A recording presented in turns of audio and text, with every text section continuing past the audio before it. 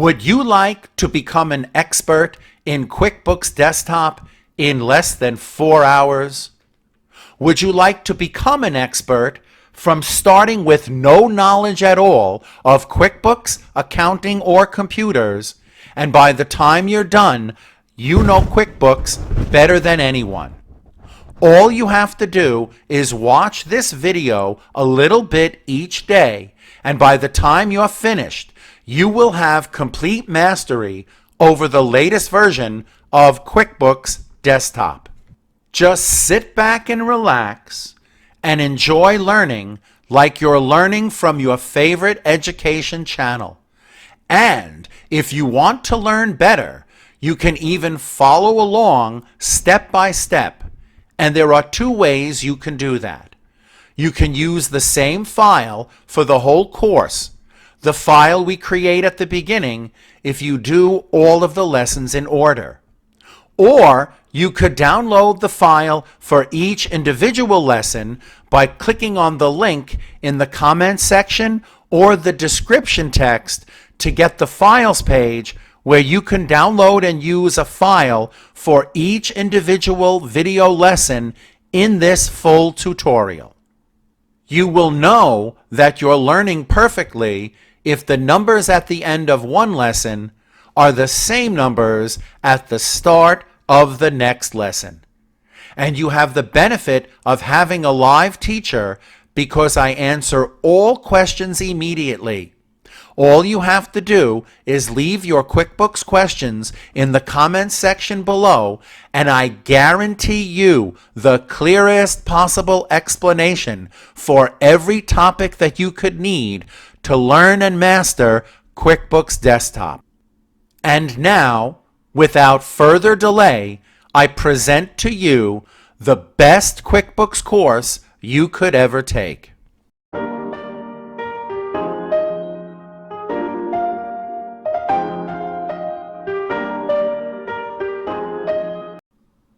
I do thank you for watching, but we should take a quick moment to see exactly how we can use this video to benefit the most.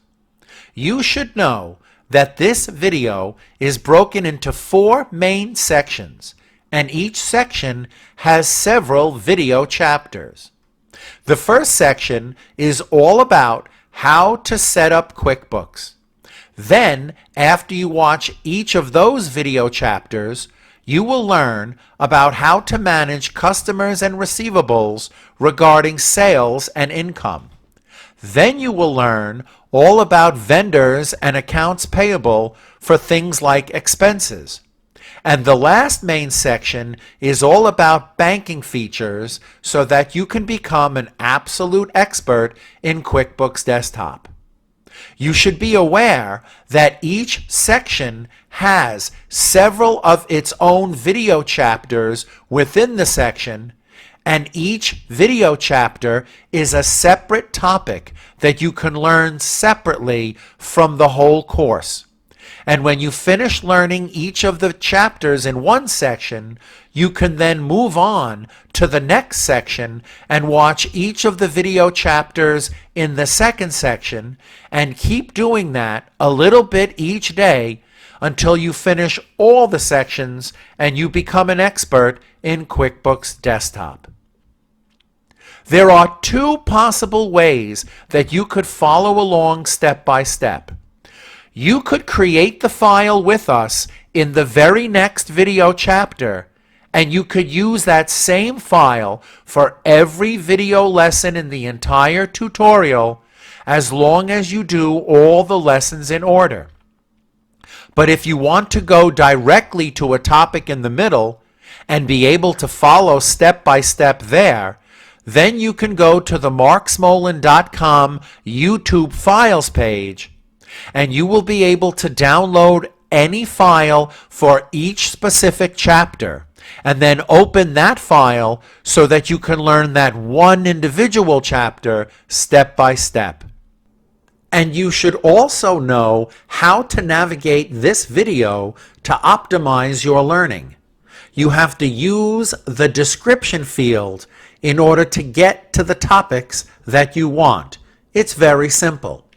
If you're watching the video on YouTube, you have to go below the video, below the Subscriptions tab, and click Show More. That's located down here. Once you click on the words Show More, you will expand and open up the description field, and you will see a list of every topic in this video. If you want to jump directly to a specific topic, all you have to do is click on the time index link next to the name of the topic, and then the video will immediately jump to that time index and show you that topic. In fact, if you're watching this video for a second or third time, you can click directly on the topic that you wish to review, and the video will go right to that topic and show you. It's as simple as clicking right here, Show More, scroll down. Now look what happens if I click this time index. The video jumps right to that spot. What if I click time index 3.18, click? I'm right here at 3.18 and the video is running. And don't forget, you still have the benefit of a live teacher by asking me your questions in the comment sections below. I hope you will support the channel by clicking like, and don't forget to subscribe. Part 1 of this tutorial is all about setting up QuickBooks. And the very first chapter in this section is really Chapter 3, How to Create and Manage a QuickBooks Company File. And just for clarification, Chapter 1 was the introduction at the very beginning. Chapter 2 was that little bit about how to navigate the video and use the table of contents. So that's why Chapter 3 is this chapter, How to Create and Manage a QuickBooks Company File. Some of the steps you see will be the same basic QuickBooks setup steps to prepare a file for any type of company regardless. We choose a sole proprietor and a wedding video service as our example. However, any other type of company would do these exact same steps plus any additional steps for that specific company type. For example, if we sold merchandise, you would do exactly what you see here plus the merchandise setup steps. If we had to collect sales tax, you would do exactly what you see here to begin setting up the file, and then you would add the extra steps to collect sales tax, and so on. So you may well ask, what is a company file?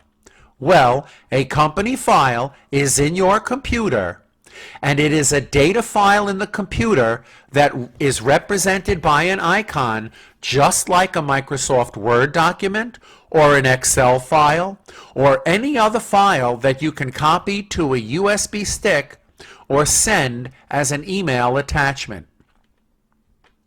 Now, you have to know that all of your company financial information is inside that one file that you can send as an attachment or copy to a USB stick. You have to keep it safe and make sure that it's easy to copy anywhere so you don't lose your accounting information. Now, when we go to physically create the file, just answer the questions exactly as we do. Just follow step by step and pause the video if you need to. And the answers that we give to the questions when we go to set up the file will be the simplest and the quickest so that we can get through the setup steps the easiest way and understand the most. Now, here we are in QuickBooks with no company file open. And just like any other software, we go all the way to the top left and click the File menu, and the very first choice in most of the common and popular software is File New. And now here's where the answers to the questions come in. First, you have to tell QuickBooks that you're doing this for yourself. And then you click Start Setup. Now it's asking you to sign in to your Intuit account, but you can come down here to the bottom left and click Sign In Later. And when bottom left and click Sign In Later. And when we click Sign In Later, the good option is 7 days, so it doesn't annoy us to sign in for a while. Click OK, and here we are. Now here we are in the company information window. Notice there are only 4 mandatory fields of information, and normally we would put the company's name and address in this section. However, I'm going to skip the bottom part so I can show you how to come back and change the company name and address anytime you need. So now let's just put in the 4 minimum pieces of information to make it the most simple setup that we can have. Now, as far as industry type, you can click Help Me Choose. And again, we're trying to do the quickest and easiest setup. So we will not let QuickBooks put in a chart of account for us. We will scroll to the bottom here and click Other None. We want to put our own chart of accounts so that we learn it properly and we understand it. So after we click Other None, we click OK. Same thing for business type. We click Help Me Choose, and then at the bottom, to keep things as simple and clear as possible, at the very beginning of learning QuickBooks, we click Other None and click OK. Now, as far as an email address, you just have to put any kind of valid email address that it will let you put, and then it will let you move on to the next piece.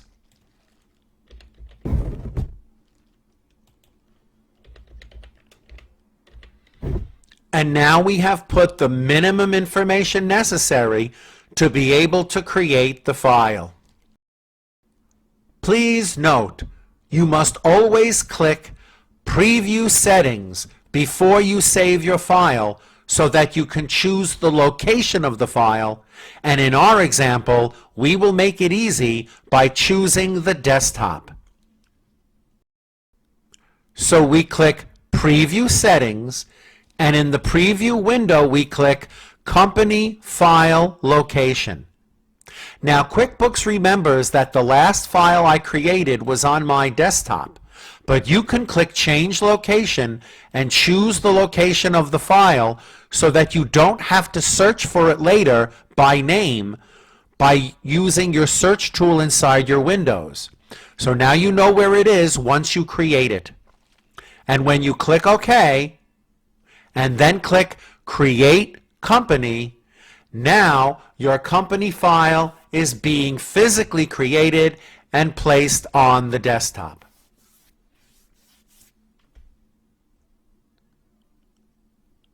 Now, once it gets created, you can click the Start Working button and you'll be able to navigate around your new file. Now, this is the way your file should look on your desktop if it's outside any folder and just sitting on the desktop for the location that you just chose. However, if you clicked on the file and dragged it into a folder and then opened that folder,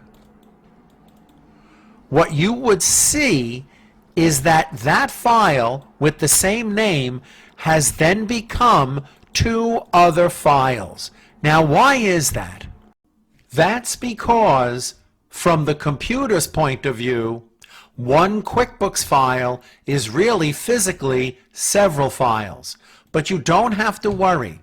When you look at this in a folder, only the green .qbw file is the one that counts. That's the only one you have to click on if you want to copy it to a USB stick or copy it over the internet or send it as an attachment.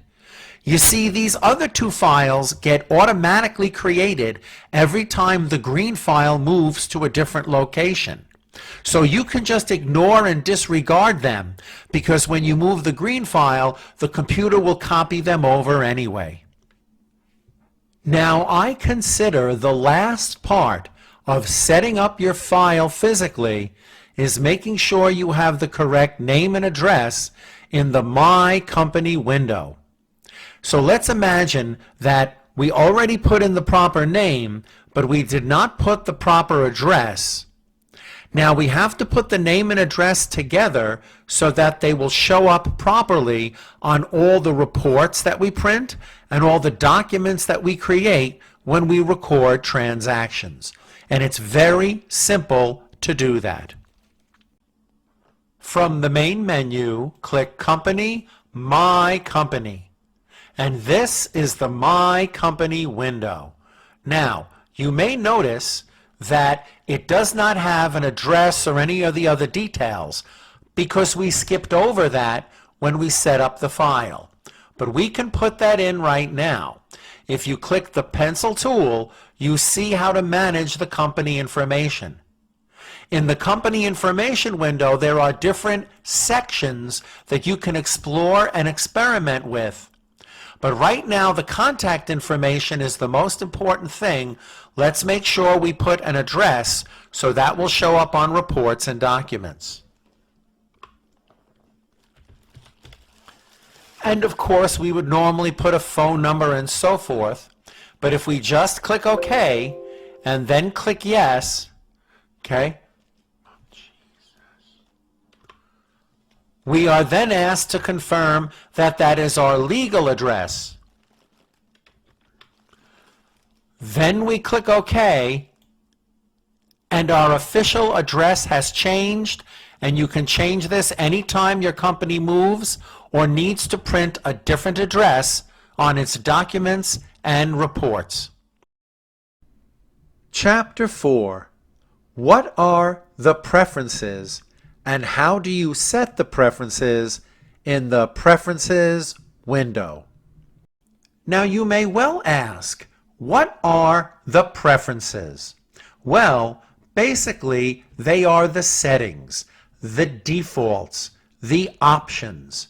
In other words, they are the automatic behavior of the software until you specifically tell the QuickBooks file to behave differently.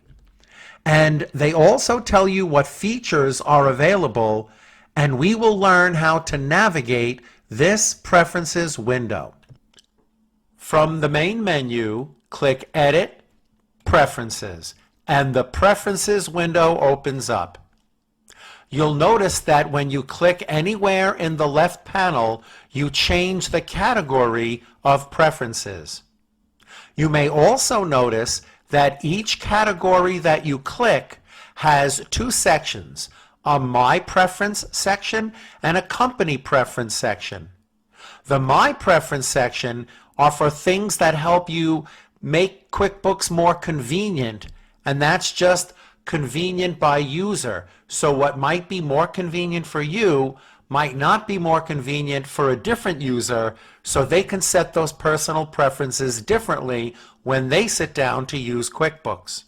But the company preferences control how the file records transactions when doing business. And that's basically the difference, and we're going to do an example of each one. So first, let's learn on some personal preferences. Let's turn off all the pop-up messages for QuickBooks Paid Services. Well, that's very simple. We click Edit, Preferences, then we click the General category. And in the General category, make sure you select My Preferences. The check mark is right here. Turn off pop-up messages for products and services. And by clicking to put the check mark in there and then click OK to make sure QuickBooks makes the change, now you will not be distracted with commercials from the QuickBooks company as you do your business. Secondly, let's make sure that it auto-refreshes the reports so we don't have to close and reopen reports if we added transactions. Edit, Preferences, and select the category of Reports and Graphs. And again, in the My Preference tab, we want the computer to refresh the reports automatically so we don't have to reopen a report to get new numbers after transactions are recorded. Click OK, and that preference is changed. Very simple. Now, we don't want QuickBooks to save the windows that were open from the previous session. Some people do want it, but we don't want it in this course. So to make sure the computer does not do that, we click Edit, Preferences, and then we click the category of Desktop View, and then click Don't Save the Desktop. By the way, in this very same window, we don't want QuickBooks to pop up the home page every time we open the file. That would be very distracting, and that's a setting that's right here. So we will click this check mark to remove it. So it says don't save the desktop, and remove the check mark that says show home page when opening a company file. And then when we click OK, we will no longer be distracted with this big mess in front of us that we're not going to use. And now let's try changing some company preferences so you can see how that would affect the QuickBooks file. Let's turn off the date warning for pop-ups for transactions we record in past or future dates that are extreme. In other words, QuickBooks constantly warns us that the transaction we're recording is more than 90 days in the past or more than 30 days in the future. It doesn't understand that we know what we're doing and that these are only examples. So we click Edit, Preferences, and click the Accounting category of preference. Now we're changing a company preference.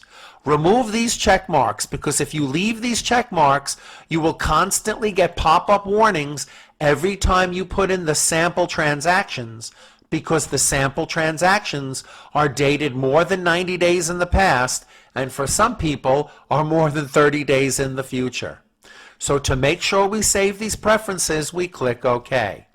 And lastly, we want to allow this file to record deposits when customers pay the money directly into the bank account. Now, we will explain more about this in the banking section later, but believe it or not, the QuickBooks file is set up by default to not let you record receiving money from customers directly into the bank account. Let's fix that.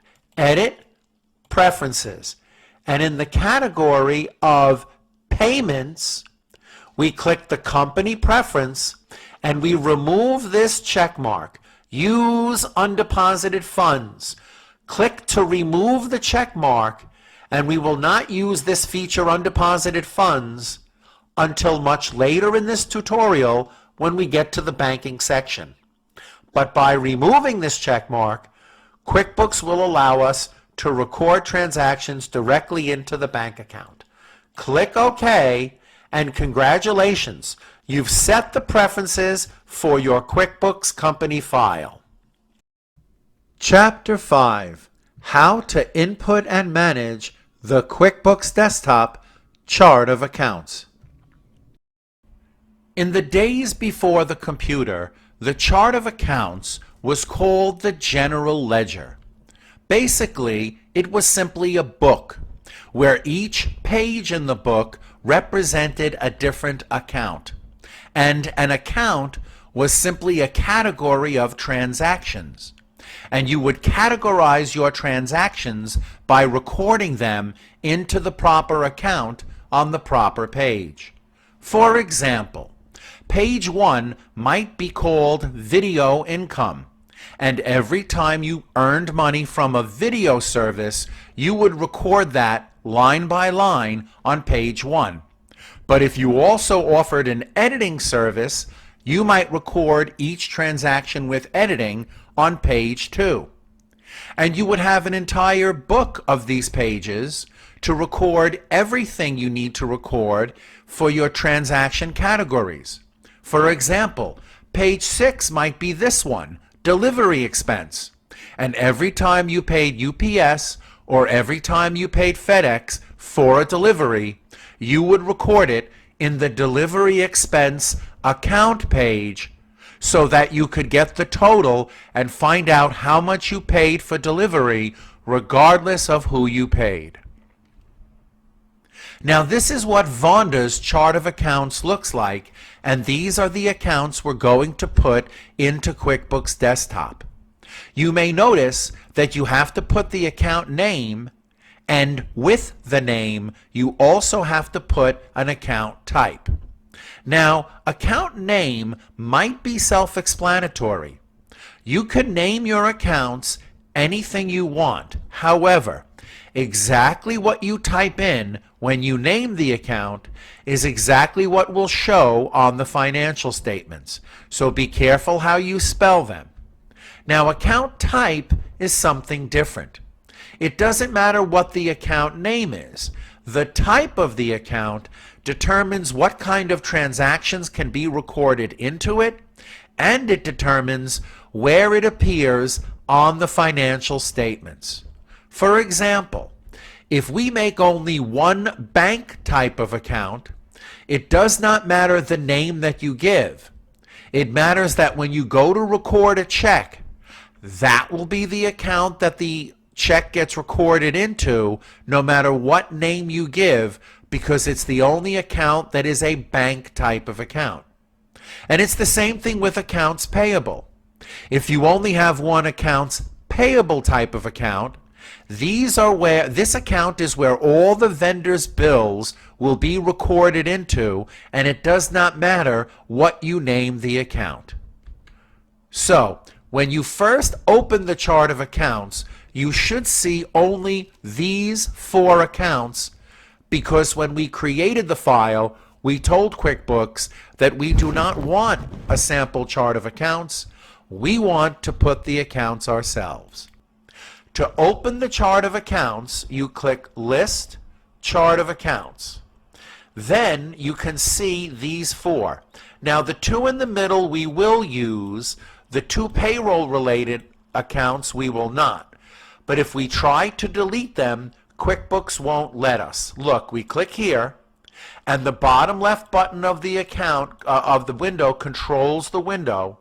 And if we click Delete Account, we get a message that we cannot. So how do we remove the unwanted accounts if we can't delete them? If we remove the unwanted accounts if we can't delete them? If we can't delete them, we do something called Make Inactive, which is the same thing as clicking on it and clicking delete, and the only difference is you can always see again the inactive accounts if you include inactive. And again, we want to conserve these 2 because we will be using these, or at least QuickBooks needs these, but we don't need this one. So what we can do is we can right click, and instead of clicking delete, we can click Make Inactive. Notice it disappears from the list. Right click on the other payroll related account, Make Inactive, and now it won't clutter up the list. But look, if we click Include Inactive, you can see that the ones with the X next to each other are inactive, and if we wanted, we could right click and make them active again so that when we remove the check mark, they stay on the list. That's simply a way of getting rid of an account if QuickBooks does not let you delete the account, and you will not be allowed to delete accounts that QuickBooks uses behind the scenes, and you will not be able to delete accounts that already have transactions recorded in them. You would have to delete the transactions that are in the account before QuickBooks lets you delete the account itself. Now it's just a question of data entry. Cash and bank is a bank type of account. So watch what we do. We click Account New, and the first one that we put in the new account window comes up right here. This window only shows up when we put in the first one, and we put in several consecutive, there's a different window. But the first one is a bank type of account, and we click continue, and we get the new account window. And the new account window is the place that we stay until all the accounts are put in consecutively. If we close it and reopen it, we would get that first window again. So let's put in cap locks to make sure that we can clearly see the difference between the accounts that we put and the accounts that QuickBooks put. Cash in bank is the name of the account. Now look what happens when I click Save and Close. Click No for the stupid pop-up.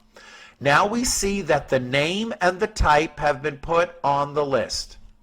Account new. Now you don't have to do that every time because you keep getting back to this window. So we can select account receivable type of account, click continue, and that's both the name and the type in this second account on the list right here. It's the second one down. It's the name and the type.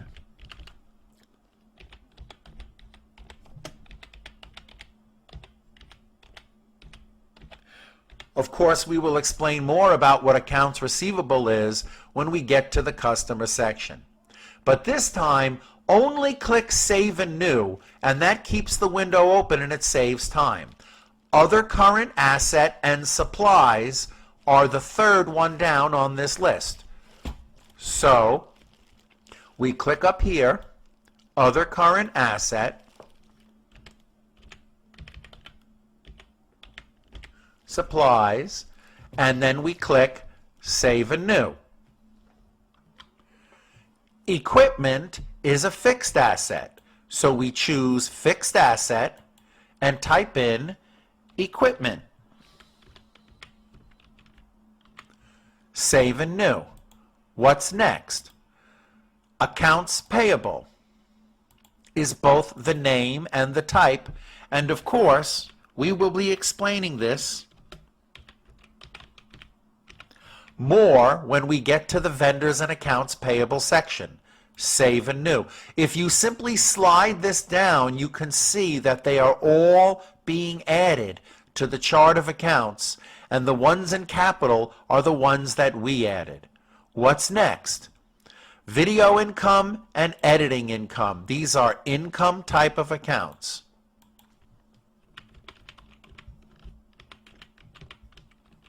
Save and New. Leave it as income, editing income.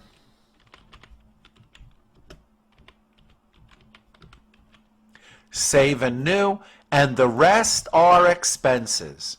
Delivery expense.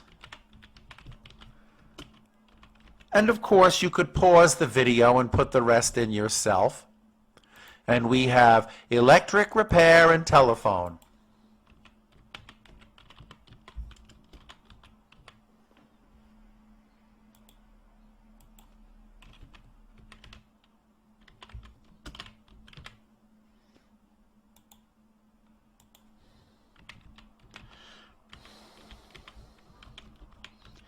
Congratulations! If you click Save and Close, it reveals the full chart of account. And your chart of accounts should look exactly like this, and these are the accounts that we will use for the rest of the course. Chapter 6: How to Input and Manage Customer Information. We all know that customers are the ones who pay us for the services or products that we deliver. And vendors are people or organizations whom we must pay for the products and services we need in order to service the customers. You need to have data on both. However, QuickBooks gives you something like a little magic Rolodex that makes managing your customer and vendor data as easy as it could possibly be. Both customer and vendor data are managed in respective windows. The window that manages the customer data is called the Customer Center, and the window that manages the vendor data is called the Vendor Center. And they are both the exact same thing, they look the same way, and they have the same functionality for both. The Vendor Center, you can change and add the name and address of the customer, you can add notes about that customer, and you can see all transactions organized in the way that you like them, and add other functionality as you get more advanced when using QuickBooks Desktop. The Vendor Center presents and makes available those same exact features when managing vendor data. So let's just focus for now on the Customer Center, and let's see what we can do with our current customers as we input their name and address. So, for example, we have 3 customers, and here are their name and address. Let's see how to record them in QuickBooks Desktop. To get to the Customer Center, you click the main menu Customers, and the very first choice in the pull-down is the Customer Center. This is the section that you add the customer and see the customers on the list. And when you choose a different customer from the list, you'll see all the information here. So let's go ahead and put in the first customer. It says Alan Arby, 111 First Street, New York, New York, zip code 11111. Well, it's very simple to add a customer. If you click New Customer Job and then click New Customer, you see the New Customer window opens up for you to be able to put in the customer information. Now, of course, you see the field of customer name and you see company name. Customer name can sometimes be a number that you identify the customer with, and whatever you put here is what will print on whatever reports or whatever documents or statements you send them. But we're going to make it the same thing. So we type in Alan Arby, and of course the field for his address is down here. And you would type it in, or you could copy and paste it in. Now, before we save this, you notice that there are 1, 2, 3, 4, 5 different tabs in the new customer window. We will not be dealing with any of these other tabs. As you become more advanced in QuickBooks, you'll be utilizing these features. In our course, you'll stick with address info and type in the address info accordingly. So you would put in the company name, in our case, as the same name, but you don't have to. Now, look what happens after you click OK. You notice Alan has been added to the list. Now let's put on Betty Boop. New customer, and type in her name. You can also type in the same name in the company name field, and of course put the address.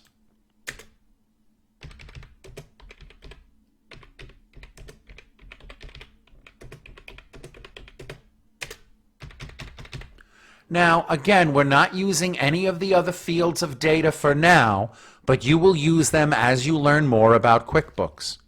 Now, look what happens when I click OK. Notice Betty is highlighted. So if she had prior transactions, they will be listed here. But then if I clicked on Alan instead, his transactions would come up here. Look, if I click on Alan, I see his address. If I click on Betty, I see her address, and I would see anything else that went on with Betty. One thing that you should take advantage of from the beginning is being able to add customer notes. This is something important that you write down that doesn't have a specific field. For example, you want to remember if one of your clients is allergic to peanuts so you don't kill them by showing up with a bag of peanuts during lunch. So, very simple. If it's Alan, what you would do is you would click on Alan and then you would click Notes. And then down here you would click Manage Notes, Add New, and then you just put allergic to peanuts, whatever you want to do. But notice you can date and time stamp the note, and then you can add it to the to-do list to remind you, or whatever features you'd like to use. Click OK, and here are the notes. If I click for Betty, I see no notes. But if I click for Alan and I choose the Notes tab, I can see all the notes that I might have made to make sure I'm following up with any issue for that customer. Now let's add Candy Charles, the last customer. Customer new.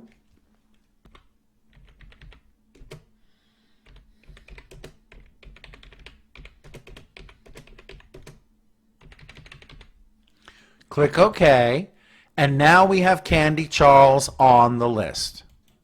Now, let's go to the Vendor Center.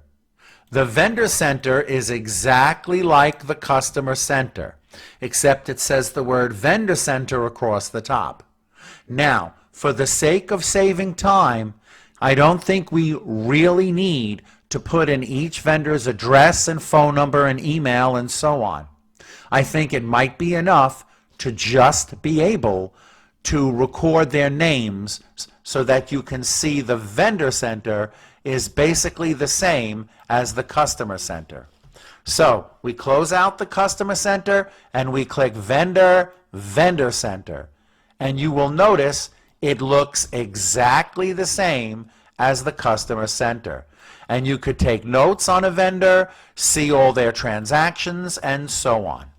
So let's go ahead and read off the names. Rex Repair Shop, Vendor, New Vendor.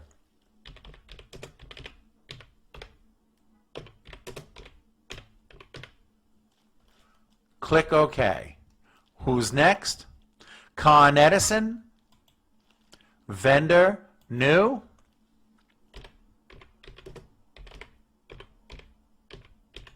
Click OK. Verizon.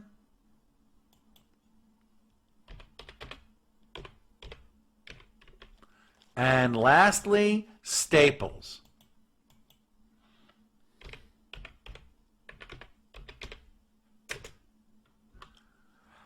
Now don't worry, you can always go back and add or edit any information you skipped or any information that's wrong.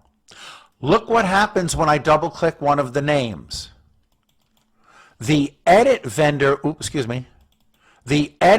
window opened, and the edit vendor window looks exactly like the new vendor window, with each of the different areas of functionality that you could input data into when you get more advanced in QuickBooks.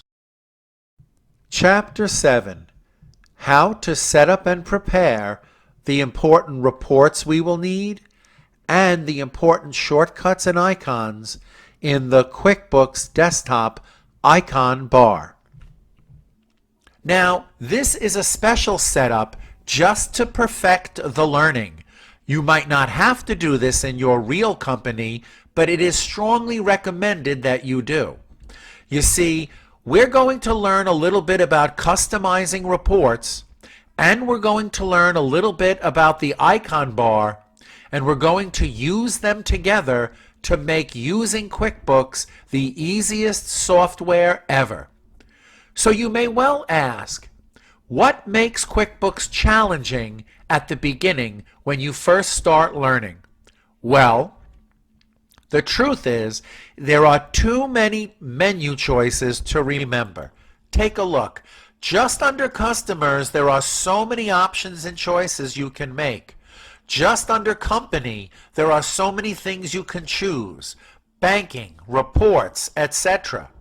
But wouldn't it be nice to have one place for everything you need? And that's what the icon bar is. You can make the icon bar shortcuts to each of the different transaction windows that you open to input transactions. And on that same icon bar, you could put up reports that you need to see the results of those transactions. So instead of memorizing 200 menu choices, you only have to remember the few menu choices that you need in your specific company. So, for example, if we put up a shortcut to the invoice window, that means when we click on the icon bar, the invoice window opens up.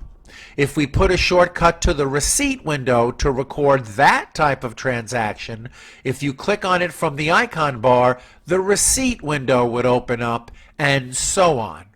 So let's add icons one by one, but before we do that, let's change the way the icon bar looks. First, you should know that everything that relates to the icon bar is in the View main menu. And we will change it to Top Icon Bar because that's more of a traditional QuickBooks look. Then we will click View, Customize Icon Bar. Now, you can see that the items listed in the Customize window are the same items across the top. All you have to do is start at the bottom and click Delete, Delete, Delete, Delete, Delete, and they will all disappear. Now you must click OK because if you click Cancel, they all come back. View, Customize Icon Bar, and keep clicking Delete until they all go away.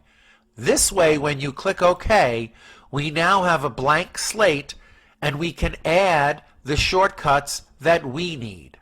Now, which ones will we add? Well, let's add a shortcut to the invoice window. We could click Customers Create Invoice, and that would bring us to the invoice window. Or, instead of that, this is how we do it. At the moment the active window is in front of you, you click View, and it will always be the name of the active window that you have the option to add to the icon bar. Now if we zoom in a little, we can see if you click View, since the invoice window is the active window, we can click Add Create Invoice to the icon bar and then click OK, and now we have the shortcut up here. So now all we have to do is click the shortcut and the invoice window opens up. That's the same thing with the sale receipt window. Click Customers, enter sales receipts. Now, we don't have to worry about remembering that menu choice because at the moment the sales receipt window is the active window, we can click View and click Add Enter Sales Receipt to the icon bar. I'll explain this in the next section, but for now click OK. And now we can open the sales receipt window from the icon bar. Customers receive payment. Now this is the receive payment window, same thing, View. Now it says Add Receive Payments to the icon bar and click OK. Now in the Customize Icon Bar window, we can add 3 separators before we click OK. You see, this will separate the transaction windows from the report windows that we're about to open up. And now that we put up shortcuts for putting in the transactions, let's put up shortcuts to get out the results of the transactions in the reports. So we will customize the reports that we need, and then after we put them up in the icon bar, QuickBooks will remember the customization and remember that we like the way that it looks.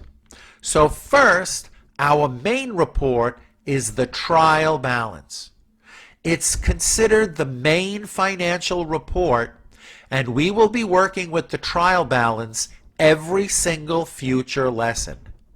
It shows the totals and balances of each account in the chart of accounts that we had set up in an earlier video.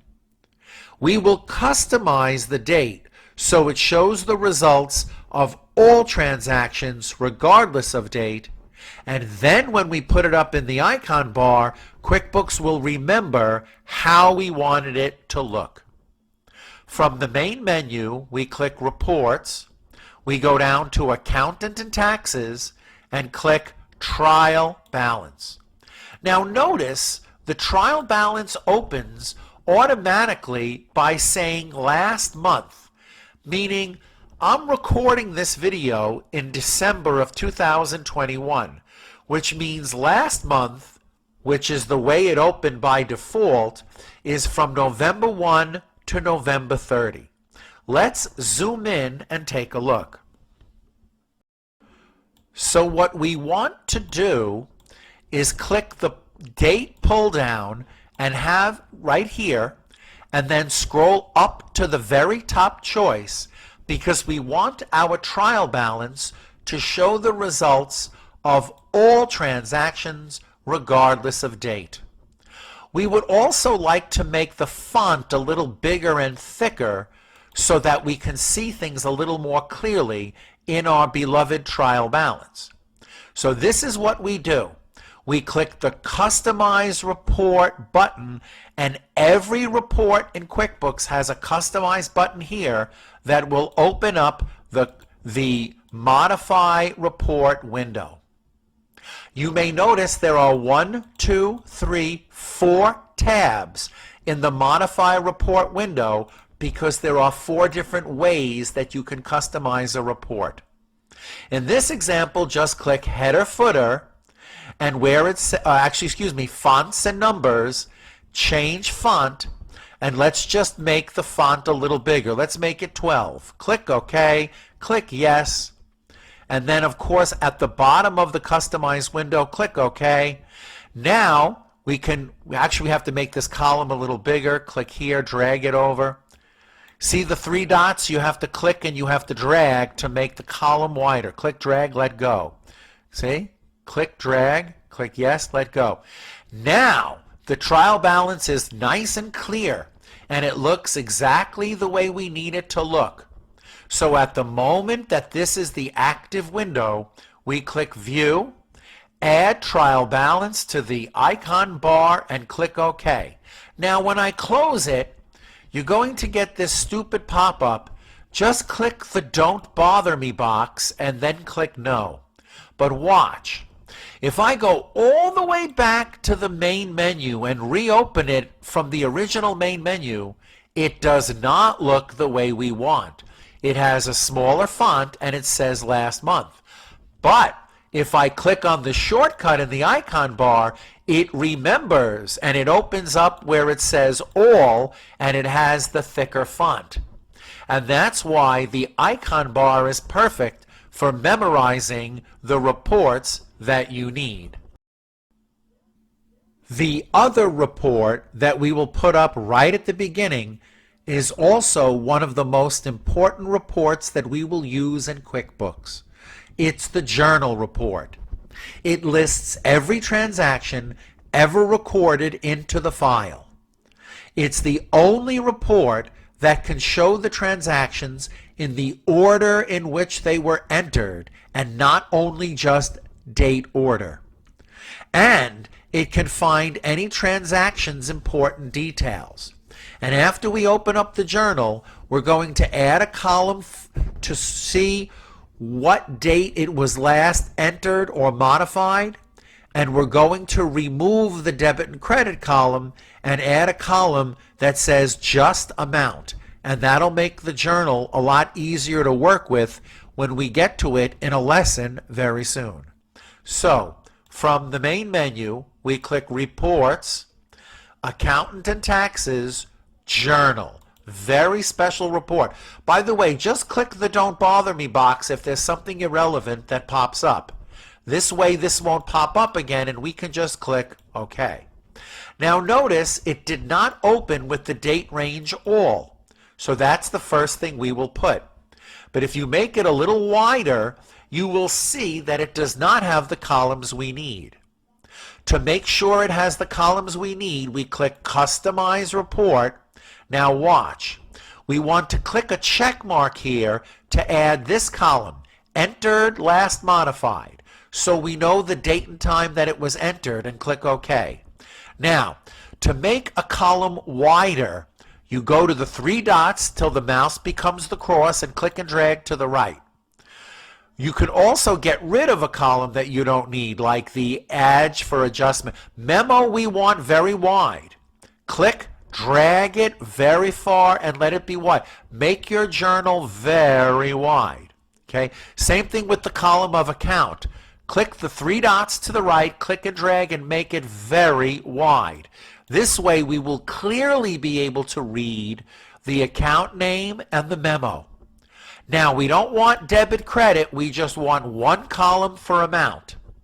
Actually, we can make this a little taller, and we click Customize Report, and we come in the Display tab of the Modify Report window, we come down and click to remove the check marks for debit credit, and click to put amount.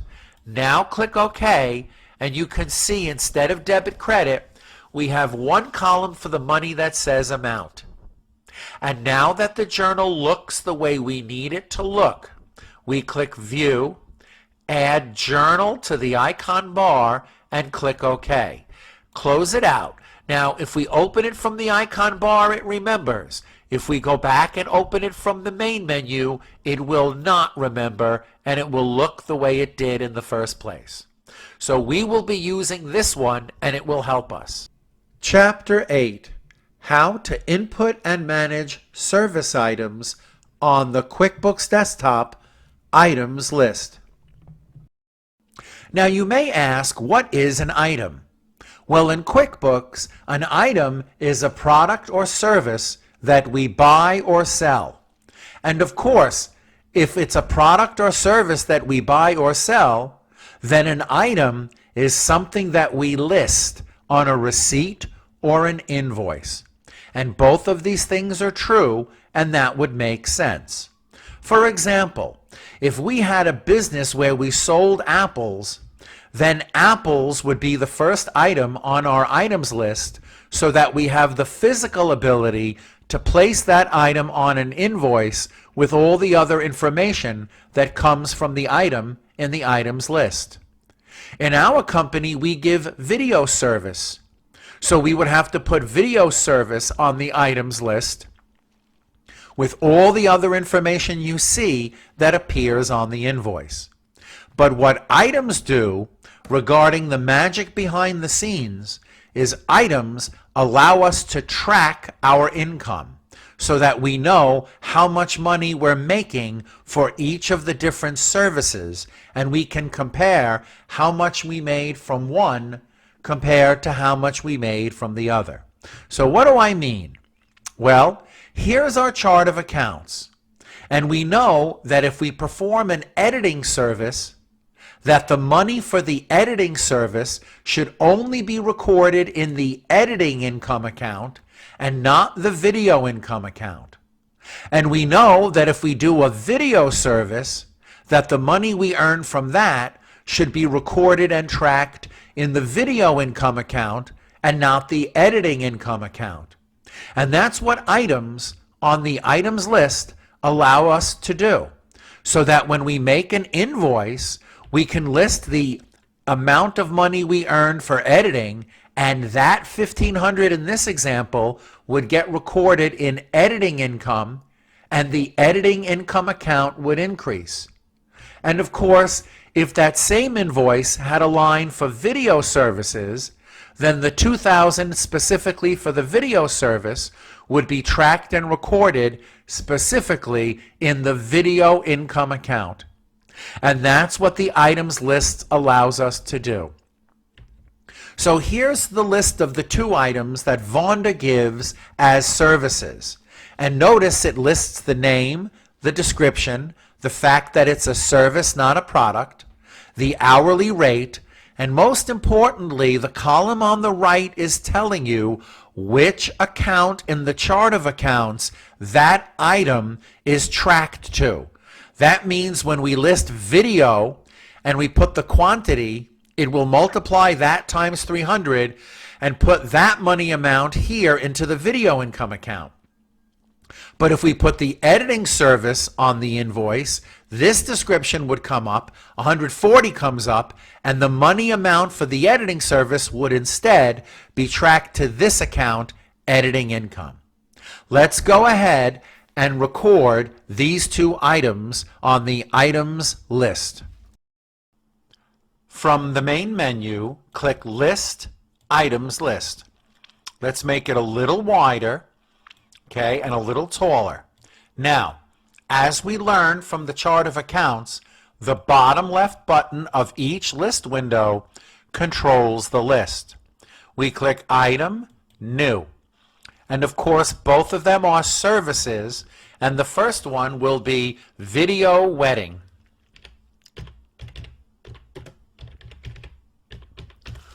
And of course, the description is video on site. Now, the rate that we charge for videotaping a wedding is $300. And the account, now this is the most important. Actually, let's make this capital.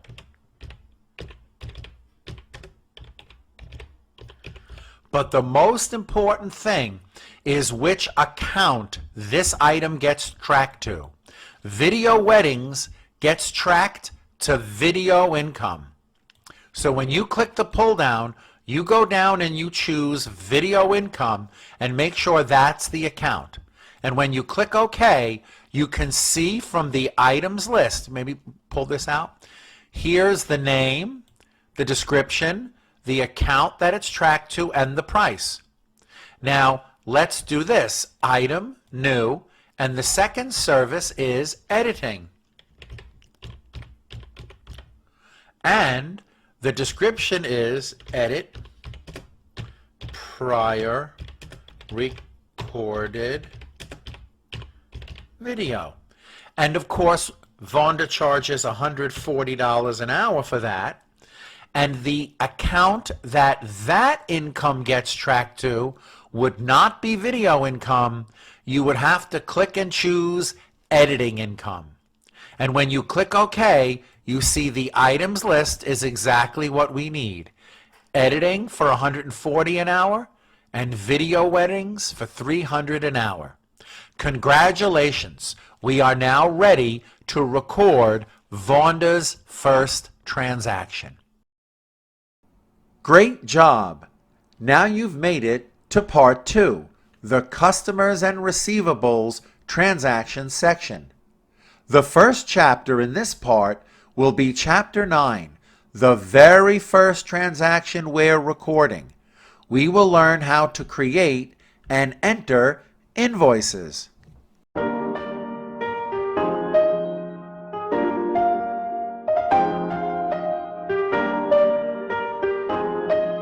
We know that when we record any transaction, like an invoice, QuickBooks will automatically record that transaction into the proper accounts in the chart of accounts.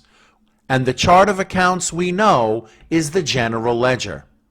So we know after we record this invoice, the results of recording one invoice will show up in the report that shows the results of the general ledger, our good friend, the trial balance.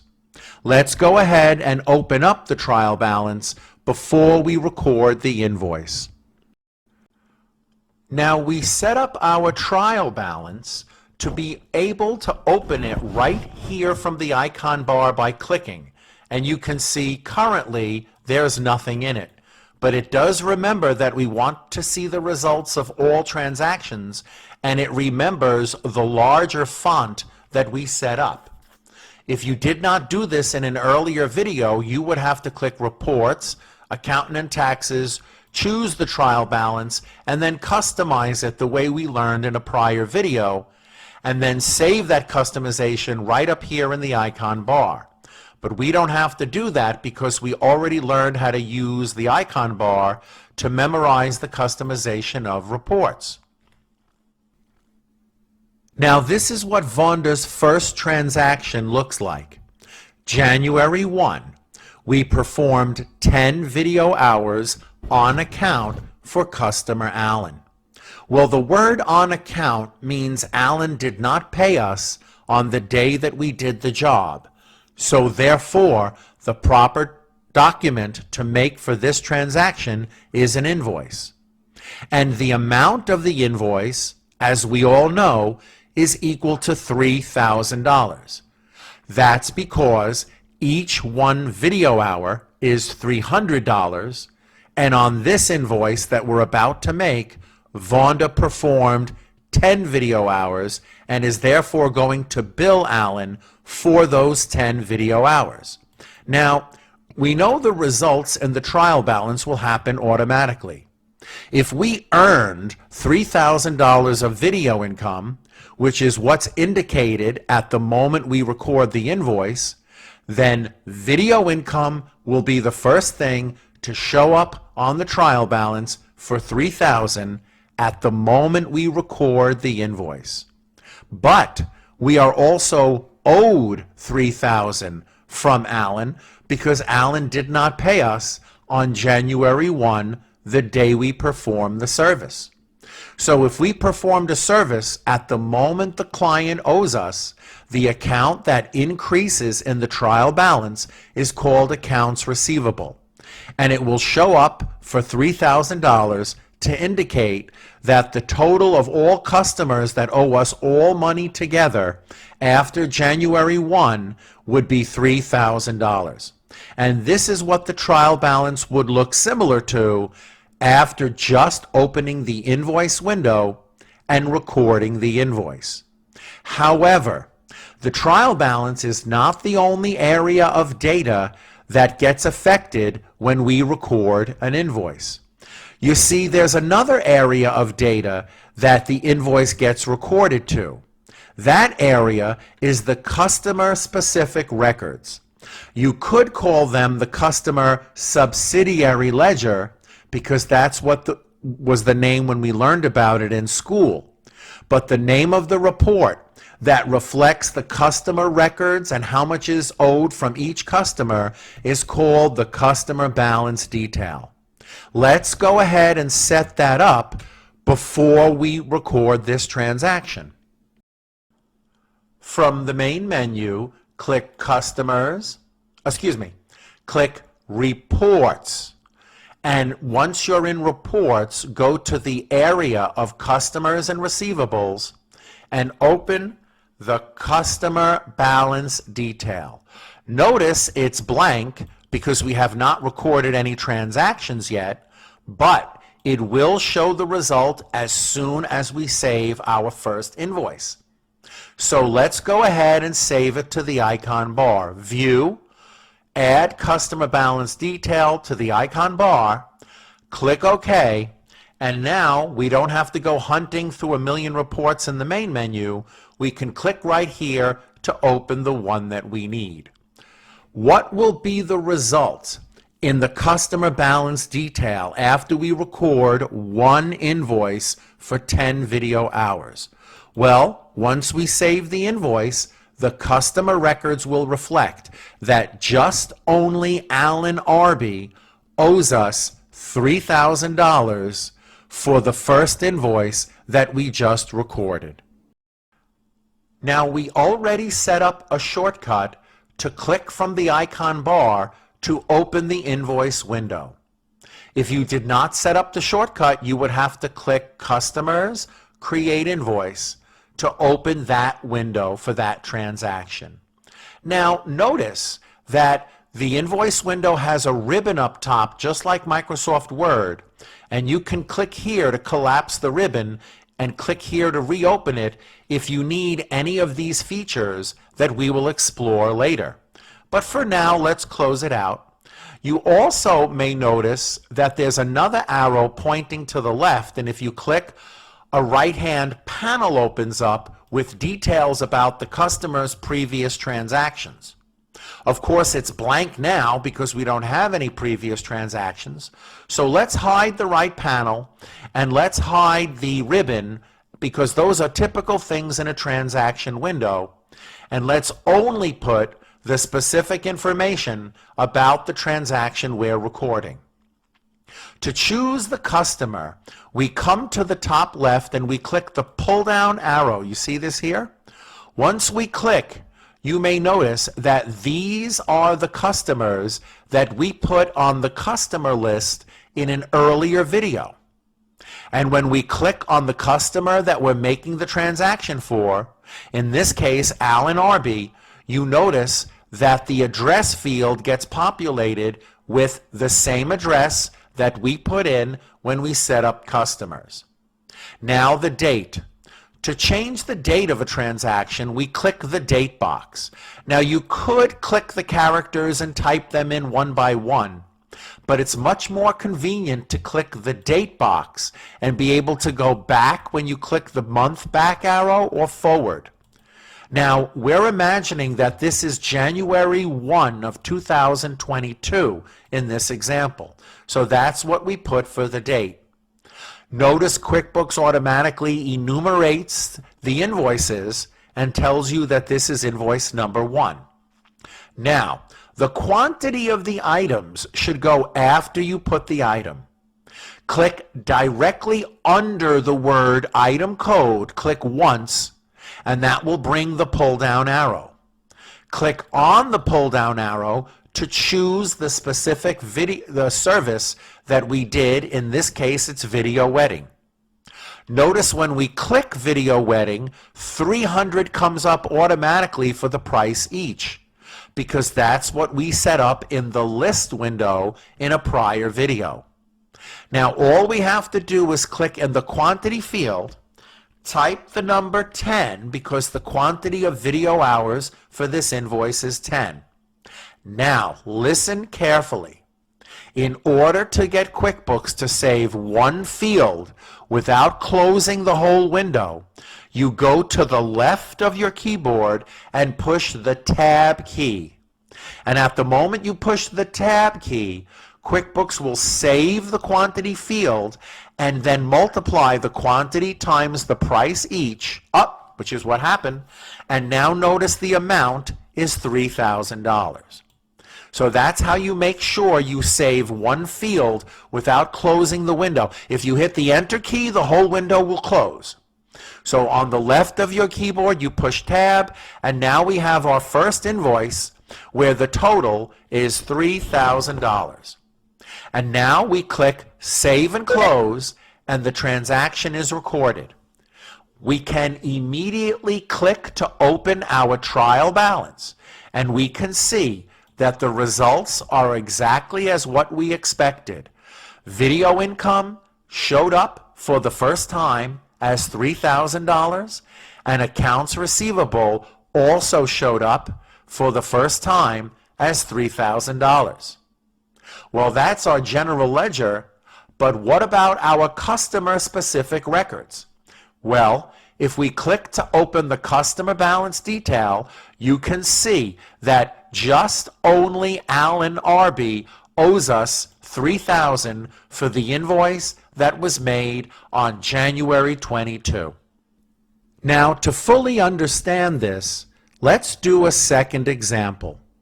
Let's imagine on January 2, Vonda did 10 editing hours on account for another customer, Betty. Now we know that on account means we make an invoice. And we know that each editing hour that we put on the items list was $140 each. Therefore, the amount of this invoice will be equal to $1,400. So after we make this invoice, what will then be the result in the trial balance? Since this is our first editing invoice, editing income will show up for the first time as $1,400. And because after this second invoice, we will now receive more in the future from customers who owe us money, accounts receivable will increase by the $1,400 that we are owed, and after this second invoice, accounts receivable will become $4,400. So we go back to QuickBooks and we click Invoice and move this out of the way, and we record it the exact same way. Notice QuickBooks enumerates the invoices for you, and this is invoice number 2. We click the date box and choose January 2nd. We click the pull-down box to choose the customer, and we choose Betty. And notice her address populates the address field. Remember, we click directly under the word item code to bring the pull-down arrow, then click on the pull-down arrow to get the choices of items of service to put on the invoice. In this case, we're putting the editing item, which means QuickBooks now remembers that each editing hour is $140. All we have to do is click in the quantity field, put 10 and push tab, and at the moment we push tab, QuickBooks multiplies the quantity of 10 times the price of each editing hour, and the total of the invoice is $1,400. Now, at the moment we save the invoice, you will notice the results in the trial balance are exactly as what we expected. Accounts receivable increased to $4,000, and editing income showed up for the first time as $1,400. What else was affected? Well, the customer-specific records were also affected by this invoice. And that means that we should see in our customer balance detail this invoice listed for $1,400, making the total of the customer balance detail equal to $4,400, which is the same as total account receivable in the trial balance, $4,400. So when we come back to the customer balance detail, or you could open it from the icon bar, you see the first invoice that Alan owes is $3,000. The other invoice that Betty owes is $1,400, and that's why the bottom of the customer balance detail says $4,400, which is equal to the total accounts receivable in the trial balance, $4,400. Chapter 10. We will do our very first practice transaction set. We will enter a batch of invoices and check the results together. Now, this is what the trial balance looks like, or at least these are the numbers on the trial balance before we do the exercise. Here are the results after our first 2 invoices. The trial balance shows the date of the latest transaction, and don't worry about this 15. It's really 2017 that will show here. And I will show you how to display your trial balance appropriately so you can see the results. And this is what the numbers look like in the customer balance detail before this exercise set, where only Alan owes us $3,000 and only Betty owes us $1,400. Now here is your invoice list. If you want, you can pause the video and enter it into your QuickBooks Online account, one by one. They are all invoices. Here's the date, the quantity, the item, the customer, and QuickBooks should automatically enumerate the invoice number, 1003, 1004, and so on. If you enter these invoices properly, that means your final trial balance after the exercise should have these numbers. Total accounts receivable should be $21,820, and editing income and video income should be these numbers accordingly. Also after this exercise, the balance of Arby should be $9,000, the balance of Betty Boop should be $7,280, and the balance of Candy should be $5,540. If these are not your numbers after the exercise, you made a mistake. That's okay. The video that follows this one will be all about finding and fixing mistakes. Chapter 11. Learning how to find and fix QuickBooks mistakes. The trial balance is a summary report. That means it shows the results of the transactions that have accumulated for each of the summary numbers on the report. The customer balance detail, however, is a detail report. That means that it lists the transactions one by one. And every report in QuickBooks is either a summary or a detail. For any transaction you see, you can edit the transaction just by clicking right on the transaction from the face of any detailed report. So, for example, if I open the customer balance detail and I look up and down, I can see all the transactions for Alan, for Betty, for Candy, whomever. But if I pick one transaction on the line on the report and I double click, the window that opens is the same window that you used to record that transaction in the first place. You can change any of the pieces of data that you originally put into the transaction when you first recorded it. And at the moment you save your changes, all of the reports will change accordingly. Watch. If I come here and I change this to 11,111 hours, and then I push the tab key, you see I get this crazy giant number here in this invoice. So I have changed the quantity, and as a result, I change the amount. At the moment I click Save, all of the reports will be updated for the new numbers. When I click Save and Close, I get a warning message. It says, hey, you have changed this. Are you sure you want to save the changes? And if we click Yes, all of the numbers in the reports are different. Look, here's the transaction that I just opened up. Notice it has this big, crazy, wild number. And of course, it shows up here, but did you know that every place that this transaction shows up, it will affect? That means if I open the trial balance, you can see that video income has exploded into a big giant number, much bigger than it was before, because it was a video invoice that I changed.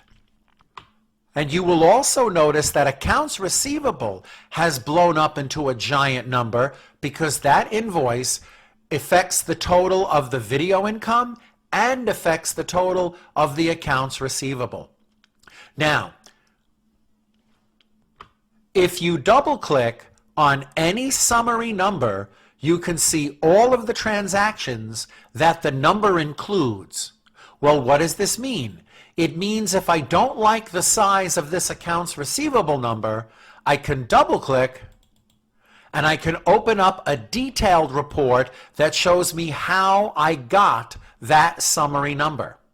So the summary number I double clicked is here at the bottom, and this detailed list shows every single transaction that adds up to that summary number. And just like on the customer balance detail, this detailed report that lists every transaction in the accounts receivable account is showing me clearly that this is the transaction with the problem. And just like with the other report, I can double click and I can fix the number that is the problem, push tab to save the field, notice the number corrects itself, and at the moment I click Save and Close, and then of course, yes, all of the numbers in all of the reports go back to exactly what they are supposed to be. And that's the method of finding and fixing mistakes. Chapter 12. Learning how to record receiving payments for past invoices. We know that we record the customer payments in the customer payment window. And we know that any transaction that we record affects the numbers in our chart of accounts because that's our general ledger. And the report that immediately shows the changes to any account in the general ledger is our good friend, the trial balance. So, for example, let's imagine we received $3,000 from Alan for the January 1 invoice that we recorded in a prior video. Let's also imagine that the money was deposited directly into the bank account. So, what will happen when they pay? Well, if they pay us directly into the bank account, then cash in bank goes up because we now have the cash. So that account in the chart of accounts will increase. And we know if the reason we got the cash was for a past invoice, we know that accounts receivable represents what was owed. So if they pay, the amount of accounts receivable will go down because now the customer owes less. So in this example of a $3,000 invoice, what will be the results? Well, we just got paid for the first time in this course. So cash in bank will show up for the first time in the amount we got paid, $3,000. And we know accounts receivable represents what customers owe us. And if they just paid us $3,000, that means they owe us $3,000 less. And accounts receivable will decrease by $3,000 and become $18,820. And this should be the results in the trial balance after we record our first payment from past invoices. However, we know from experience that there is another area of data that will also change when we receive payment from a customer. We know that that will also change our individual subsidiary customer records, and that payment should also show up on the customer balance detail. Well, if you look at the customer balance detail now, you see only invoices. But if we record a transaction that affects the customer's balance, it will be additionally listed right here on the customer balance detail. And of course, because it's a payment, it will decrease what that specific customer owes. So this is what the customer balance detail should mostly look like after we record receiving $3,000 for the January 1 invoice. However, what you might notice is that it's not exactly clear the way it's written now which specific invoice was that particular payment being paid for. In other words, the fact that it's $3,000 doesn't mean we can assume that it was paying for invoice number 1. So therefore, we need an additional customer report. We need a customer report that shows us only the invoices that are unpaid.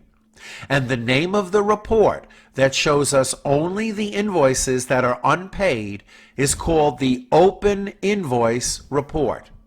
Now, this Open Invoice Report, zoomed into the section of Alan, shows that right now these 3 invoices that we recorded for Alan are currently unpaid.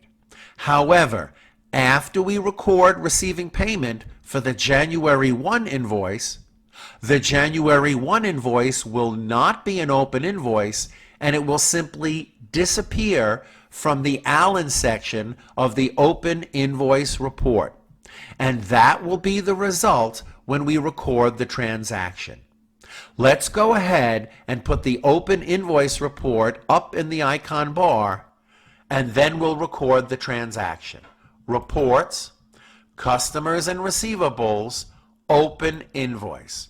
Now, the rule in this class is that we always change the report date range to all.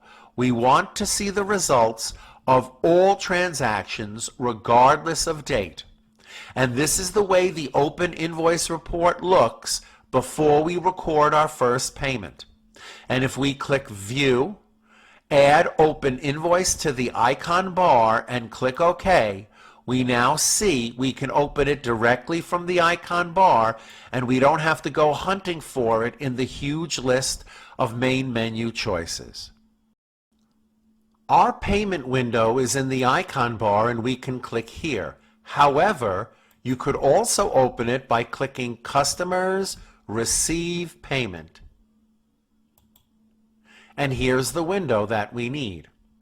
Now, we know that the customer was Alan Arby. And notice, as soon as you choose Alan, his Open Invoices populate the fields down here. And we're assuming that he paid us on January 9. Now, this is very important. If this is what shows when you first open up the window, you must change it, because the instructions specifically say that the money was deposited directly into this specific bank account. And the amount of money is $3,000. And we learned in a prior video that to save just this field without saving the whole window, we go to the left of the keyboard and push Tab. Now notice what happened down here. What happened down here is as soon as we push Tab, QuickBooks assumed that we are applying this payment to the top one here, and therefore put the check mark in the left margin. And that's the way the computer, or that's the way QuickBooks saves a payment. It assumes it wants you to apply it to either the oldest one or the one with the numeric match, 3,000 here, 3,000 there. So in the bottom right of the window, you can now click Save and Close or hit Enter, and when you open the reports, the results are exactly as what we expected. The trial balance shows that cash in bank showed up for the first time as 3,000. Accounts receivable decreased to exactly the number we expected, 18,820.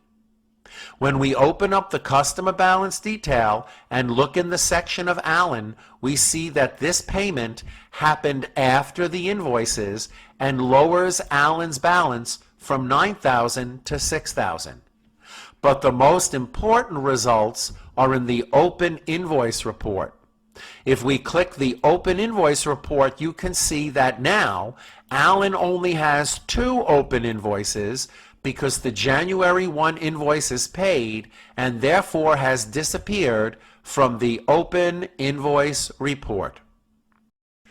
And now let's do a second example.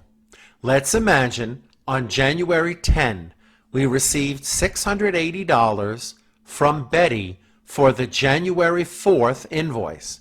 And again, let's assume that the money was directly deposited into the company bank account at the moment we got paid.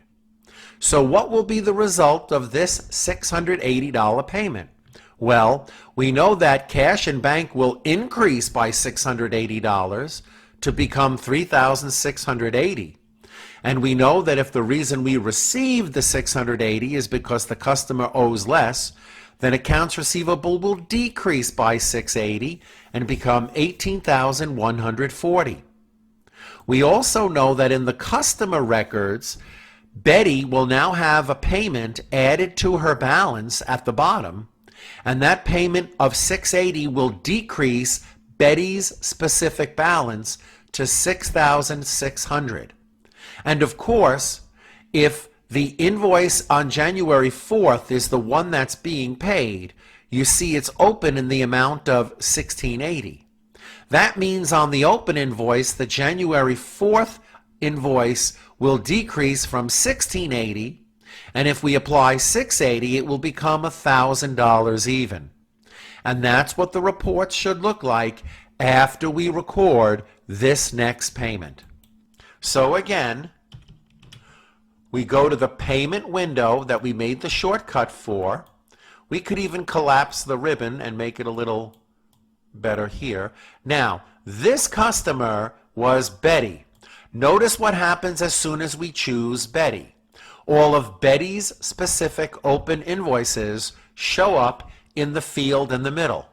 We know the date that she paid is January 10, and we know that the money is deposited directly into this specific bank account. So we choose the bank account. Now the money amount is $680. And we learned many times that to save just the field without closing the window, we go to the left of the keyboard and push tab. However, look what's going to happen. We push tab. QuickBooks assumes that the money will be applied to the oldest invoice. But that is not the case. So if we make an attempt to move the check mark to the proper invoice, look what happens if we leave the check mark alone and just click on the one that we want. Click up, see, we got a message. Try again. I don't want the first invoice. I want the second, so I click up, see, not able to do it. Well, why is that? That's because when you use the receive payment window, you must first remove the check mark from the wrong one before choosing the correct invoice. So you have to click on this and remove it. If you don't, you will get this message because the computer thinks that you have already applied the payment to the oldest invoice because the check mark is still there.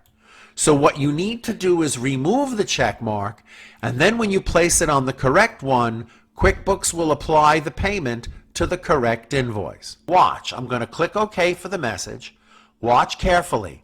I click to remove the check mark from the wrong one, and that one becomes 0. And now when I click now to place it on the right one, no error message, and the 680 shows up in the correct row. I can click Save at the bottom or hit Enter, and now when we open the reports, the results are exactly as what we expected. The trial balance shows cash in bank for $3,680. The trial balance shows accounts receivable is now down to $18,140.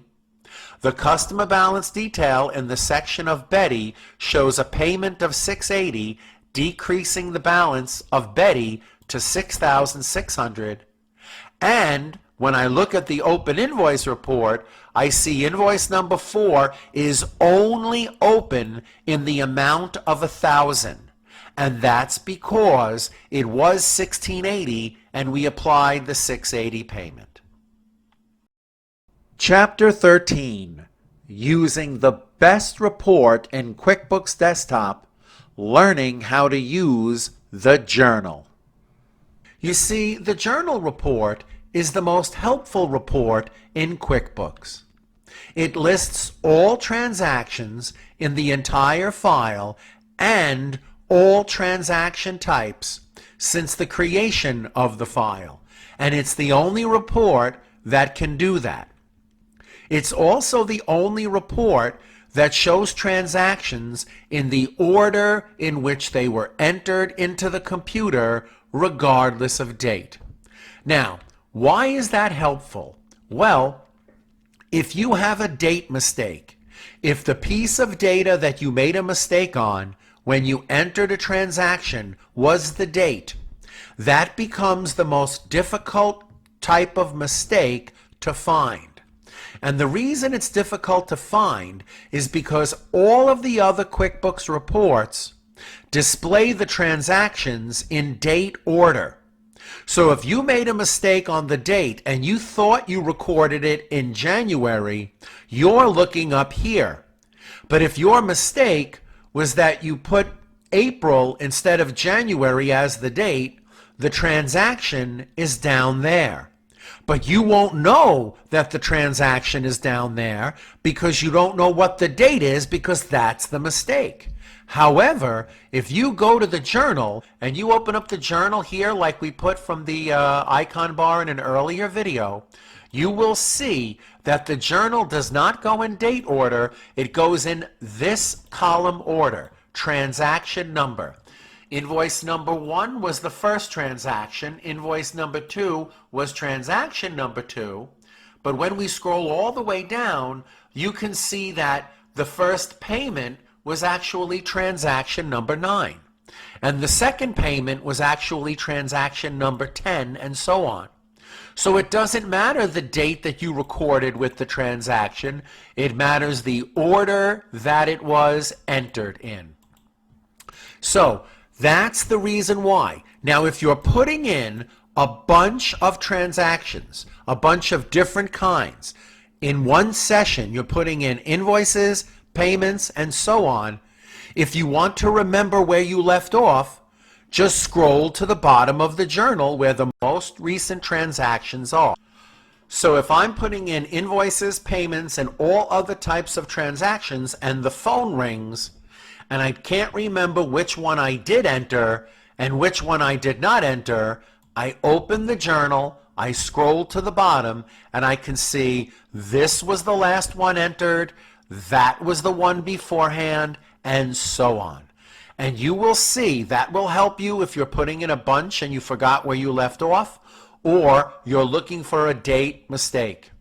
You will also notice that you can compare the date of the transaction to the date and time that that specific transaction was recorded. And these will be incredibly helpful things as you approach more complex exercises. You will rely more and more on the journal. Lastly, you can see exactly what transaction number was deleted and the approximate date. Now, I do promise that the video that follows this one, or the chapter or the lecture that follows this one, will be all about deleting transactions. It deserves a separate topic.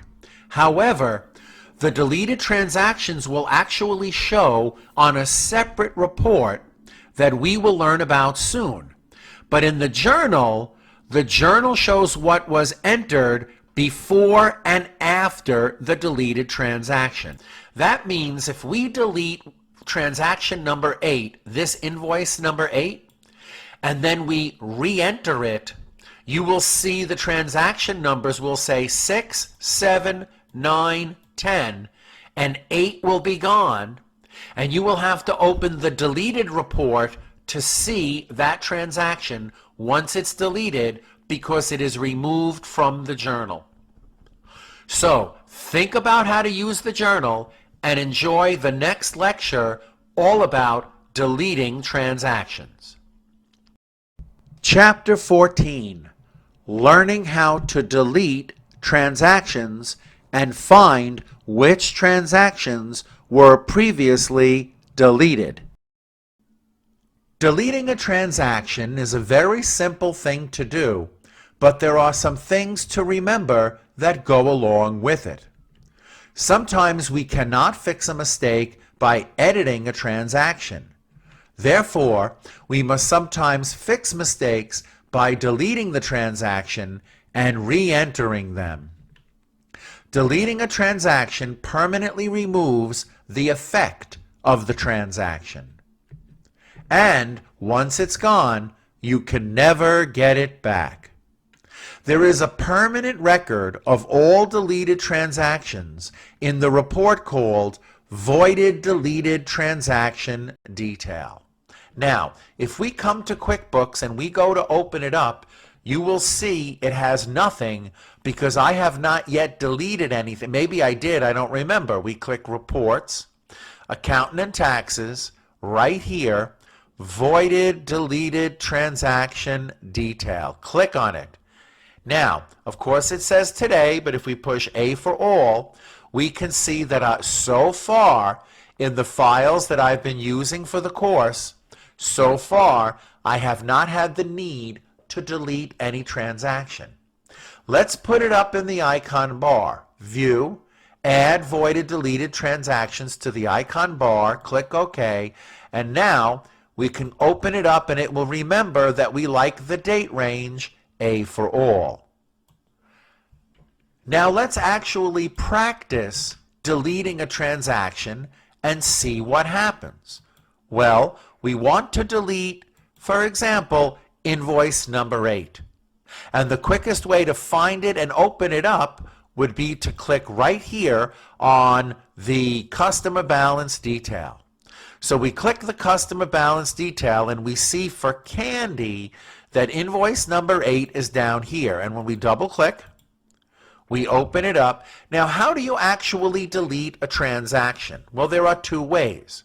If you have the delete button in the icon bar, you can click that and that would delete, in the ribbon here of the very window of the transaction that you're trying to delete, there should be a delete button here. If there's no delete button, then you can make the transaction the active window and click Edit, Delete, and it'll say delete invoice, delete sales receipt, delete check.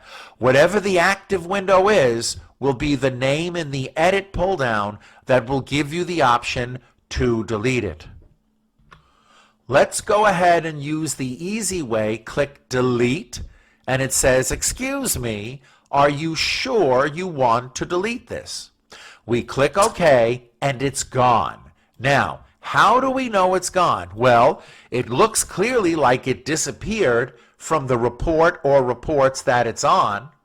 And when we open the voided deleted transaction detail report, we can see that on December 24th at 11 a.m., I entered this particular transaction, and then on December 26th at 10:52 a.m., I deleted it.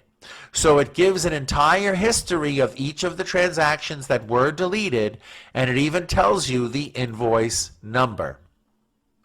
And now that we know how to delete transactions, let's fix what we just did by re-entering invoice number 8. But be careful, when you go to do that, you must edit the invoice number and change it back to number 8.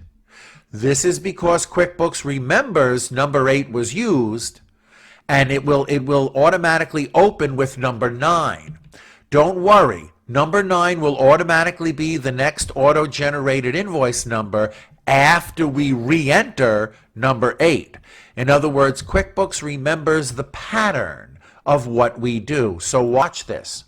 If we close the reports and we just click the invoice window, QuickBooks suggests that this is invoice number 9 because it remembers number 8. However, it doesn't know that we're re-entering invoice number 8. So first, we change number 9 to number 8 because we're putting back number 8. We put the date that we were supposed to put, which was January 8th. It was for Candy. And it was editing. It was 16 editing hours for Candy, totaling $2,240. This is exactly a replica of the transaction that was deleted. And when I click Save and Close, you can see the numbers in the reports go back to exactly what they were. However, the effect can be seen in the journal. The journal report will also help you track your deleted transactions if you look in the leftmost column. 1, 2, 3, 4, 5, 6, 7, 9, 10, 11, and so on. So you can see between 7 and 9, there was a transaction that must have been deleted. That was transaction number 8. And by looking at the date and time of the ones right before and the ones right after, and the dates of the transactions of the ones right before and the ones right after, you will have a clear or a more clear picture of exactly what was deleted and what happened. But even more important, when you scroll to the bottom of the journal, you can see that I just re-entered invoice number 8 with the same date, but yet it's transaction number 11. So that's the effect of a deleted transaction in the journal, and it's the combination of the voided deleted report combined with the journal that helps really show what had happened when it was deleted. Chapter 15: How to record and manage Sales receipts. It is proper to enter a sales receipt when we receive payment immediately upon delivering our service to our clients. Entering a sales receipt is exactly the same as recording an invoice. All transaction data is the same, and the way you physically enter it into the computer is exactly the same. So what happens in QuickBooks when you record a sales receipt? Well, you have more money in the bank, so logically your cash and bank balance should increase at the moment you record the sale receipt, and because you only record a receipt if you earned income, then the specific income account for the service you provided would increase in QuickBooks at the moment you record the sale receipt. For example, let's imagine on January 11, we did 10 video hours for Alan, and we received payment immediately. And we know that the money is directly deposited into the bank account in this example, and we also know that the money amount will be $3,000 because that's $300 for each video hour times the quantity of 10 hours. Let's go ahead and record our first sale receipt. From the icon bar or the main menu, you click Sale Receipt. Notice, since this is the first sale receipt, it has the number 1 up here. The first thing you should notice is that you have to choose the correct bank account that the money was directly deposited into at the moment you provided the service. We'll learn about undeposited funds later if they put a check or cash in your hand. But in this example, the money was directly deposited into the bank account, and the date that it was deposited was January 11. The customer that gave you the money was customer Allen, and the item of service you did was video weddings, and the quantity was 10. So you enter the information into the different fields of data exactly the way we learned previously when we recorded a sale receipt. Now, when I save this, what will be the result in the trial balance? Well, right now, cash and bank is only $3,680. Here, I'll show you. See? $3,680. How much will it become after we save the sale receipt? It will increase by $3,000 and become $6,680. And what about video income? Video income now is only $14,400, as you can see. But what will happen after I save this sale receipt? It will increase by the $3,000 that we earned in video income on this receipt, and it will become $17,400. So I click Save and Close, and notice the numbers are exactly as what we expected. Cash and bank increased to $6,680, and video income increased to $17,400. If I double-click video income, you can see that the total $17,400 comes from 4 previous invoices and 1 sale receipt. And that's the way it looks in this account. However, will it affect the customer's balance? That's the big question. And the answer is no, it will not. So what reports will it show up on? Well, it cannot show up on the customer balance detail because, as you can see, a sale receipt does not change the balance of the individual customer. The customer paid as soon as they got the service. So for a sale receipt, they owe neither more nor less.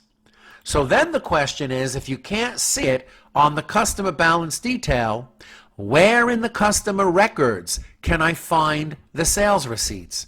And the answer is a report called Transaction List by Customer. From the main menu, you can click Reports, Customers and Receivables, and go down to Transaction List by Customer. Push A for all, and now you can see that it lists every transaction that you ever recorded for every customer. It will not show you the running balance, and it will not be able to tell you which invoices are paid or unpaid. It is simply a list of every event that happened between you and the customer in date order. And now you can see we had a sale receipt with Alan, and even though it didn't change his balance, it's still part of your history between you and Alan. Now, before we do the second example, let's put it up in the icon bar. Click View, add Transaction List by Customer to the icon bar, and click OK. And I'm going to close the windows and we'll start fresh with the second example. Example 2.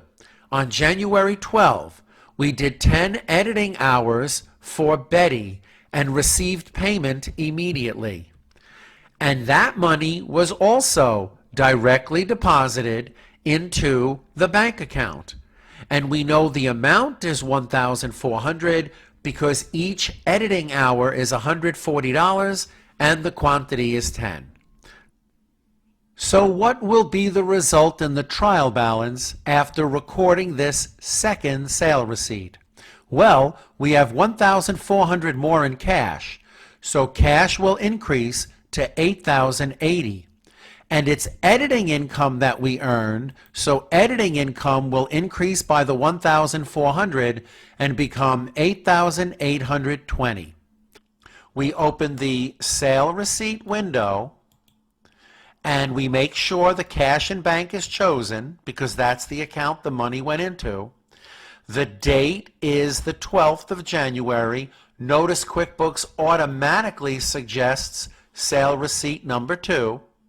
The customer was Betty, and the item of service was editing, and the quantity was 10. So we enter these fields of data exactly the way we did when we recorded an invoice.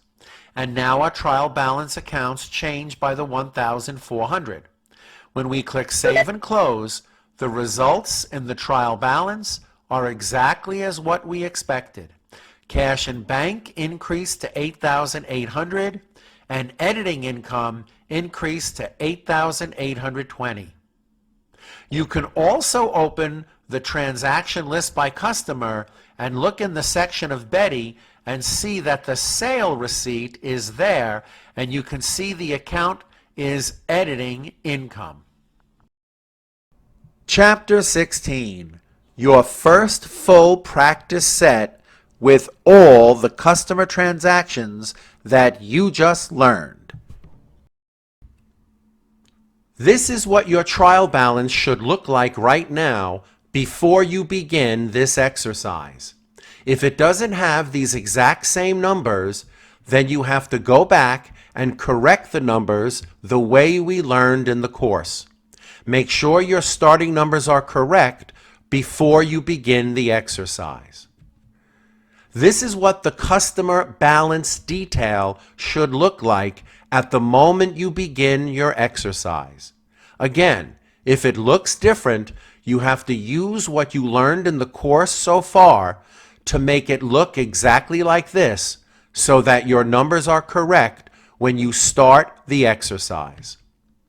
This is what the open invoice would look like. And remember, it's still possible that your customer balance detail looks correct, but your open invoice could still have wrong open balances one by one. Make sure you have applied all previous customer payments to the correct invoice, and then each individual invoice balance will be correct at the beginning of the exercise. And just for good measure, I'd like you to check the transaction list by customer to make sure that everything is the same before you start inputting the transactions for the customer exercise.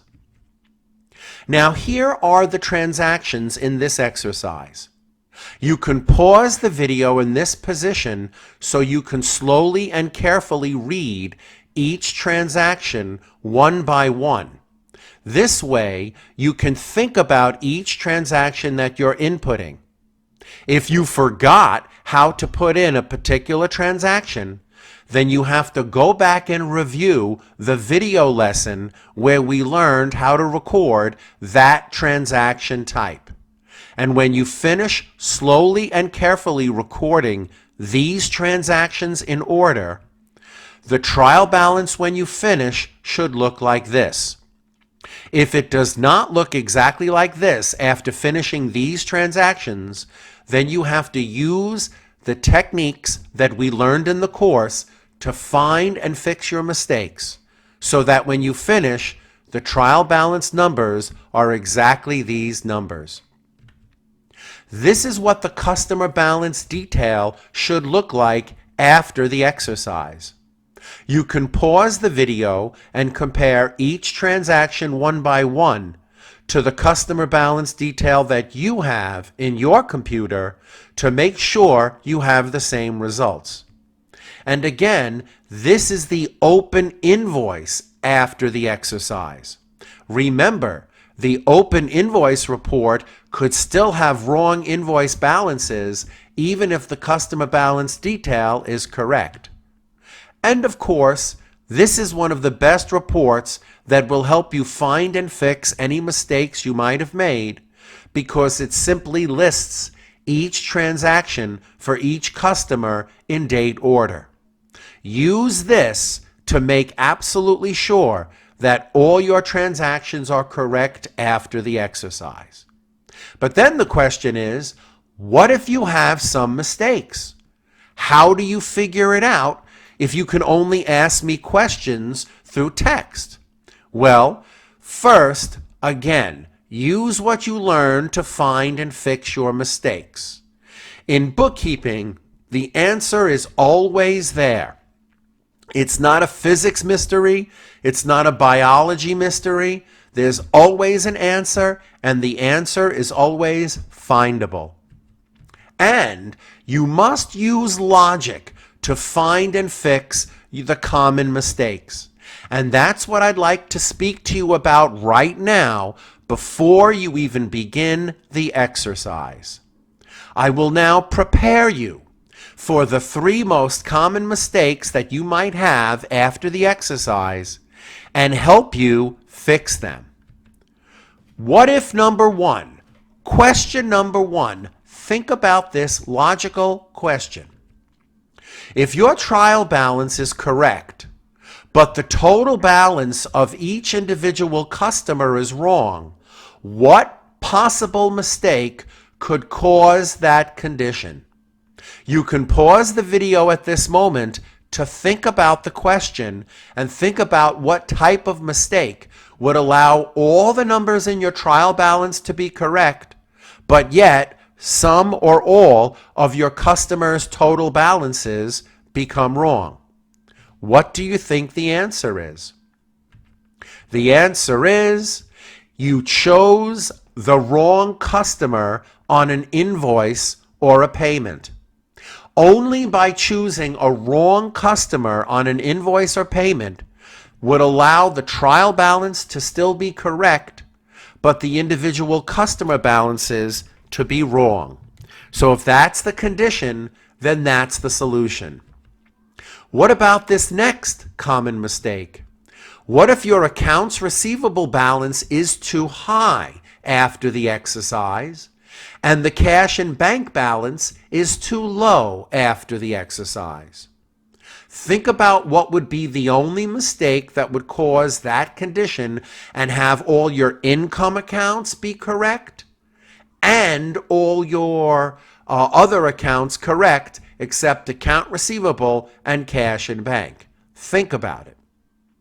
The answer is you made an invoice instead of a sale receipt because invoices increase accounts receivable when you create them and sales receipts increase cash and bank when you create them. So if you created an invoice instead of a sale receipt, accounts receivable was increased instead of cash and bank. And that would cause accounts receivable to be too high and cash in bank to be too low. You would have to delete the wrong one and re-enter the right one, because you cannot make a sale receipt become an invoice, and you cannot make an invoice become a sale receipt. And the last common mistake, if the total balance of a customer is correct, but the individual invoice balances are wrong, what would be the only mistake you could make that would allow for that condition? Think about it. Even the trial balance is correct. All the total balances of each customer are correct, but the open invoice report shows wrong balances on the individual open invoices. Think about it. The answer is you applied a customer's payment to the wrong invoice. So those are the three puzzles that you might encounter when you finish the exercise, and those are the answers to those puzzles. All the other mistakes are easy to fix. If you think you have a date mistake, you can use your journal report to see if the dates are not the transactions are not put in date order, and to see if you're missing any. Think about everything you learned. Think about all three answers to the common mistakes, and I wish you good luck with this exercise. You're almost halfway done with the course, and you're doing great. Keep going. Even though you still should do all the topics in order, you can skip if you want to any topic you like just by clicking the Show More button below the video.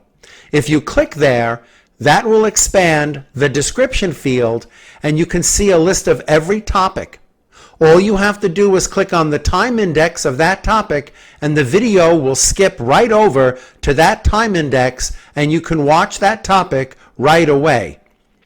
Also, if you see any topic that you feel is missing, or there's anything else in QuickBooks Online that you need to learn, I guarantee that any other topic that is not in this tutorial is on the main channel page, and you can get there by clicking any place that you see the kitty. Once you click the channel logo, you'll be at the main channel page, and I guarantee you that all the QuickBooks answers to all the QuickBooks questions and all the QuickBooks specialty courses you need, you can find right on the main channel page. Now, without further delay, I present to you the second half of this tutorial. And now, welcome to part 3 of our video tutorial, vendors and payable type of transactions.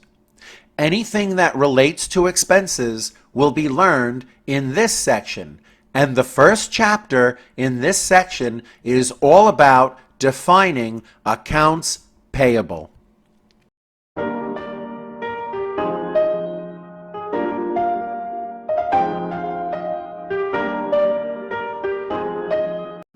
Now, accounts payable is keeping records of vendors and vendor transactions. It's really keeping track of what you owe to vendors for products and services that they have given you. Now, just like total account receivable is equal to all the money that every customer together owes us, accounts payable is the account in the chart of accounts that represents the total money owed to all vendors combined. For example, let's imagine that we owe Verizon $200, we owe UPS $400, and we owe Staples $600. That means the balance of accounts payable in the trial balance should be the total of all three vendors, $1,200. And any vendor's balance and accounts payable will go up when you enter a bill and receive a service or product, and any vendor's balance along with total accounts payable will go down whenever you pay a specific vendor for what you owe. Now, just like with customers, there was the customer balance detail. Guess what? With vendors, it's the exact same thing. There's a report called Vendor Balance Detail. From the main menu, we click Reports, Vendors and Payables, Vendor Balance Detail. And at the moment that is the active window, we click View, Add Vendor Balance Detail to the icon bar and click OK. Now we have this shortcut that we can look at right after we record all our vendor transactions. Chapter 18.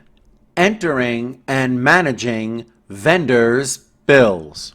In QuickBooks, the word bill and the word invoice mostly mean the same thing. QuickBooks calls it an invoice if we are the ones sending it to a customer, and QuickBooks calls it a bill if we're the ones receiving it from a vendor. But basically, it's a document asking someone to pay for something that they took or used. The bill window is very easy to enter, and there's not that much information to put when you enter a bill. But the question is, what areas of your accounting will be affected?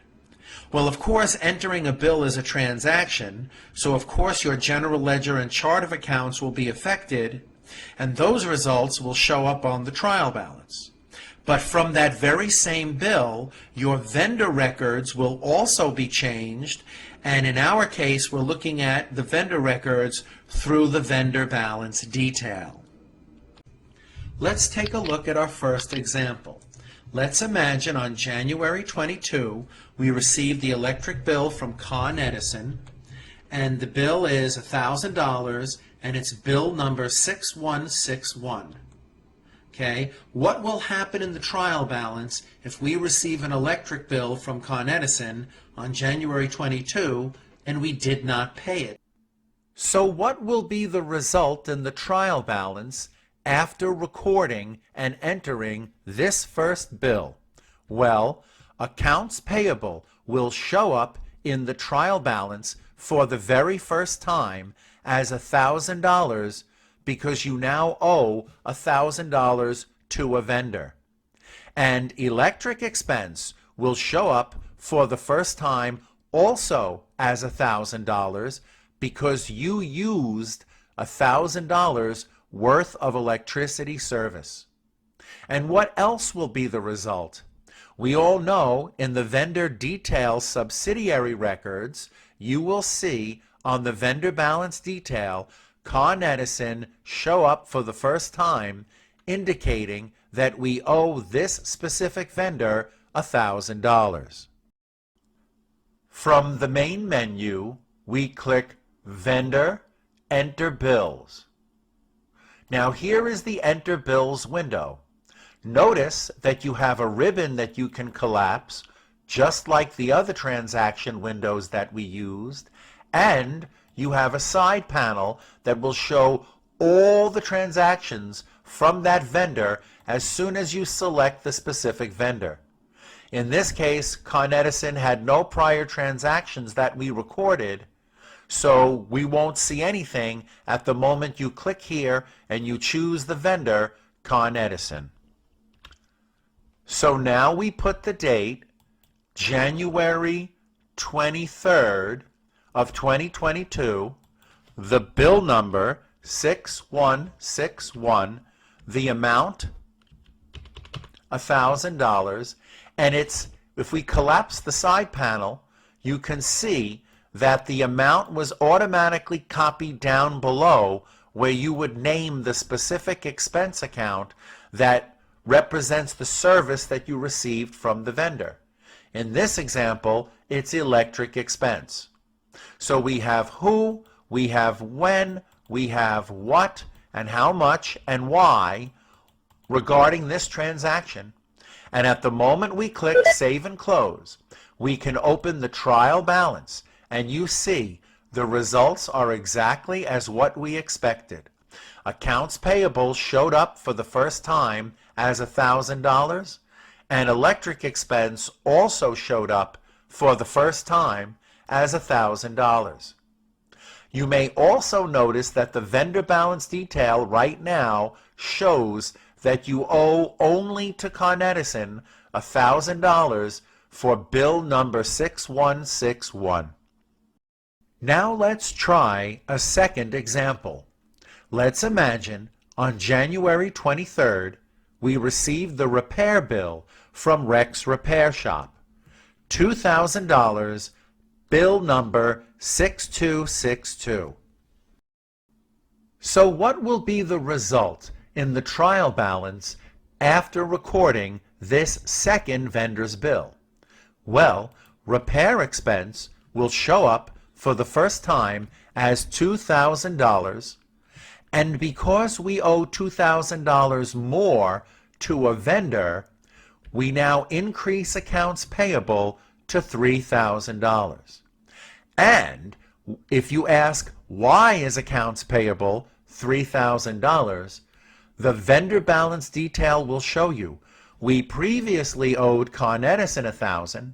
Now after this bill, we also owe Rex Repair Shop $2,000, and that's the reason why accounts payable in the trial balance is $3,000. So let's enter it the way we did. We click Vendor, Enter Bill, and we leave the date January 23rd, same as the previous one. Rex Repair Shop is the vendor.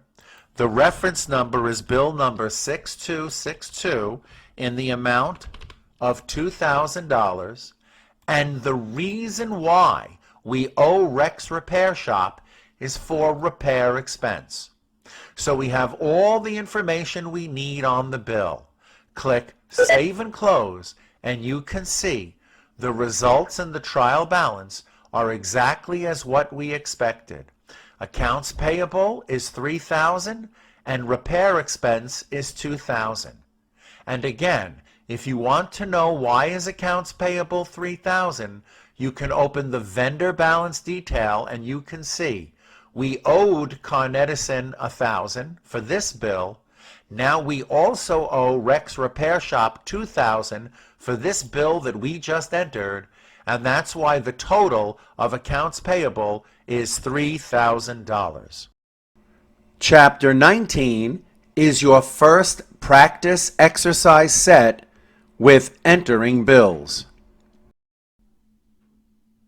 So we will check our QuickBooks skills in this video by doing an enter bill exercise, entering only the type of transaction that we just recently learned. Once we finish, we will practice our QuickBooks problem-solving skills by answering two logical questions. So you'll have some data entry practice, some QuickBooks practice, and some problem-solving regarding QuickBooks. Now this is the way your trial balance should look before the exercise. Make sure each of the numbers in front of you are the same as the numbers in your trial balance before you start. If not, then you have to go back to prior video lessons and figure out which one was wrong and use the techniques that we learned to fix it. This is what the vendor balance detail should look like at the beginning of this exercise. We only entered 2 bills and we're not doing bill payments yet. Now, these are the bills that you should enter during this exercise. It's very simply 8 consecutive bills, very clearly marked, and please record them in the Enter Bills window exactly the same way that we did the 2 prior ones when we first learned. When you finish, your trial balance after the exercise should look like this. Make sure each of the numbers here match each of the numbers in your trial balance, or you will have to apply the techniques that we learned to find and fix mistakes. This is what your vendor balance detail should look like after the exercise. You can pause the video at this point and check to make sure that all of the bills here match all of the bills in your computer with the same numbers and all the same details. Now, if they don't, you may have one of 2 common mistakes. So I will therefore ask you a logical question to see if you had one of those mistakes and if you know what went wrong and how to fix it. First, the question is, what if your equipment balance is higher than what you see on the screen and the balance of your supplies is lower than what you see in the trial balance I presented a moment ago? You can pause the video and think about what would cause that condition when entering a series of bills. The answer is you chose the supplies account instead of the equipment account on a bill from Staples when you were entering bills and putting in the account in the bottom left part of the window. That would be the only type of mistake that would cause that condition. Think about it, and you can go back and fix it if that was your problem. Now here's the second logical question. What if your trial balance is correct, which means total account payable is correct, but the balance of each individual vendor or some of your individual vendors' balances are wrong? What would be the only type of mistake that would cause that condition? Think about it. The answer is you chose the wrong vendor on a bill or bill payment. So by entering these bills and matching numbers and answering these questions, you are improving your QuickBooks skill. Good luck on the exercise, and I will see you in the next video. Chapter 20. Paying vendors' bills. When you make a bill payment, obviously that's a transaction, and any transaction that is a transaction will be recorded in the chart of accounts in the general ledger, and the results will always immediately change the trial balance. And of course, at the moment you pay a specific vendor's bill, the vendor records will change at that moment, and as you remember, the report that we're using to reflect the vendor records is the vendor balance detail. So from that same bill payment, both the trial balance and the vendor balance detail will change.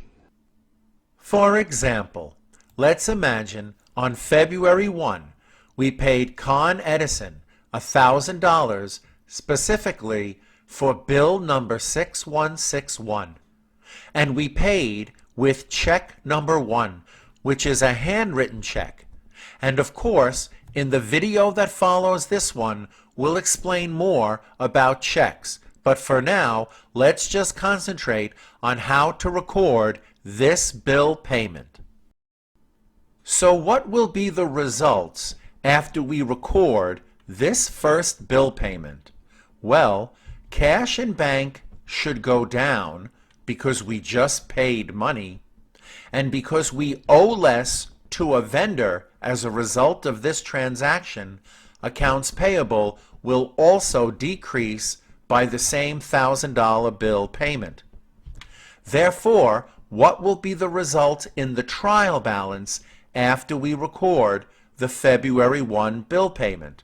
Well, cash in bank decreases by $1,000 to become $22,320, and accounts payable also decreases by $1,000 to become $12,285.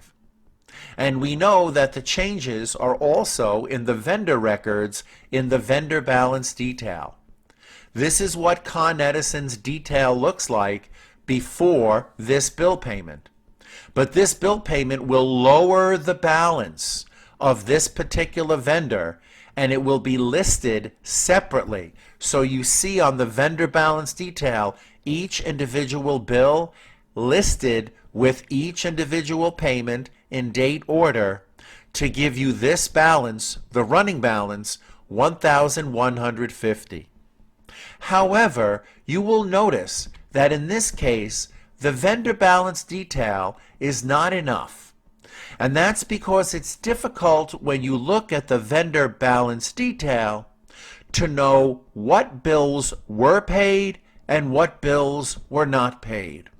In other words, you don't know how the bill payments were applied. So we need another report. We need to see what bills were paid and what bills remain unpaid. And the name of the report that shows the bills that are unpaid is called the Unpaid Bills Detail Report. From the main menu, we click Reports, Vendors and Payables, Unpaid Bills Detail. And this is what the Unpaid Bills Detail Report looks like. You see it says today, but if we click the pull down and we push the letter A for all, you can see that at this moment the Unpaid Bills Report looks very similar to the vendor balance detail. In fact, we can put them side by side in this wide shot here, and you can see that if you only have bills and you don't have any bill payments, these two reports are exactly alike.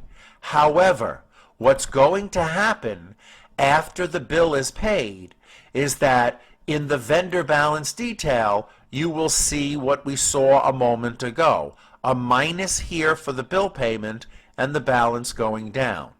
But in the unpaid bills report, for the same bill payment, you will see this bill simply disappear from the unpaid bill report, and then it would start to look different from the vendor balance detail, even though it will have the same balance.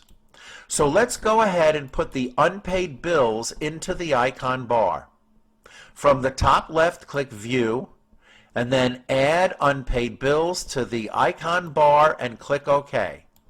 Now when we open it, it will already say All Transactions.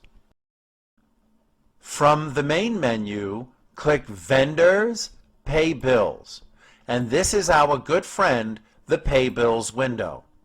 Notice it has every unpaid bill listed on the left, and the best thing you can do is click the filter pull down and choose the vendor whose bills you're paying. This way it will isolate those bills and it will be easy to see. Then of course you have to be very careful down here. Don't let this trip you up. You see, the method of payment by default, they put schedule online payment so that they can sell you their online bill payment services. But if you're just writing a handwritten check, choose check, and that gives you the ability to put in the date that you're paying the bill, which in this case is February 1. Be careful here, it frustrates a lot of people. And now that you're able to put the date and you chose which vendor, all you have to do is go to the middle section here, and if this is the bill you're paying, all you have to do is click the checkbox in the left column, and by clicking to put the check mark there, QuickBooks will indicate that the amount you're paying is the amount of the whole bill. Now when you make sure that you choose the correct bank account you're paying from, and you want to put this assigned check number. Now we're going to talk more later about checks in general and specifically printing checks, but these should be the options to give you a smooth bill payment without a problem. Now when you click Pay Selected Bill, this other one pops up and you have to put number 1. We're imagining that we paid with check number 1. And of course, a full discussion of checks and so forth is coming in the next video. But this is the way that you would put it in. Click OK. Now, click Done and don't worry about this. And now let's check our results. When we open the trial balance, we can see that the numbers are exactly as what we expected. Cash and bank went down by 1,000 to 22,320. Accounts payable went down by 1,000 to 12,285. We can look at the vendor balance detail, and in Con Edison you can see that the balance decreased by 1,000 to 1150. And most importantly, when we look at the unpaid bills detail, we see for Con Edison, there's only one unpaid bill left, the one we didn't pay, and the balance here is the same as in the vendor balance detail. And now let's bring this home with a second example. Let's imagine on February 2nd, we paid only $550 to Rex Repair Shop for bill number 7575, and we paid with check number 2. Now, what will be the results in the trial balance? Well, if we paid cash $550, then cash should decrease by $550 and become $21,770. And if we're paying a past bill $550, that means accounts payable should also decrease by $550 and become $11,735. In the unpaid bill report, however, this bill, number 7575, you can see is more than $550. So what's going to happen? The bill is still going to be on the unpaid bill report because you did not completely pay it, but it's going to decrease to the amount that remains unpaid. And that's what the unpaid bill detail will continue to show for the rest of the bill until it is paid. From the main menu, we click Vendor, Pay Bills. Now, again, we want to choose the correct vendor, Rex Repair Shop. And now notice we only have these two bills. Of course, we put the date, and don't forget to put check as the method and assign check number, or you will have error messages that are not yet explained. Now, be very careful up here. If you click the checkbox in the left margin, QuickBooks will assume that you're paying the whole amount. But if you're only paying a partial amount of the bill, you are required to highlight the money amount, overtype with the amount that you're actually paying, and then push the tab key. So you can see the amount was $2,050, but you're only paying $550 with this particular check. Click Pay Selected Bill, and in the second field, check number 2 is the number of the handwritten check, which we will discuss more about in the next video. Click OK, and then don't worry about this, just click Done. It's just a confirmation. And now when you open the trial balance, you can see the numbers are exactly as what we expected. Cash in bank is $21,770 and accounts payable is $11,735. The vendor balance detail for Rex Repair shows a minus to the balance in general, bringing it down to $3,500. But most importantly, when you open the unpaid bills report, you can see for Rex Repair that this bill, number 7575, still remains on the unpaid bills detail for the amount of $1,500. Chapter 21, Recording Checks. You may well ask, when do we use the Write Checks window? And the answer is we use the Write Checks window when we pay immediately upon receiving a service or product from a vendor. We will not use the Write Checks window to pay a previously entered bill. So in the prior video, when we got the bill, we recorded only the bill, and then we waited a while until we actually paid it by using the Pay Bills window. That is not what we're talking about here. So you have to make sure to keep the ideas from the prior video separate from what we're learning now. We use the Write Checks window for any transaction that reduces the bank account except for paying a previously entered bill, because then we would use the Pay Bills window like we learned in the previous video.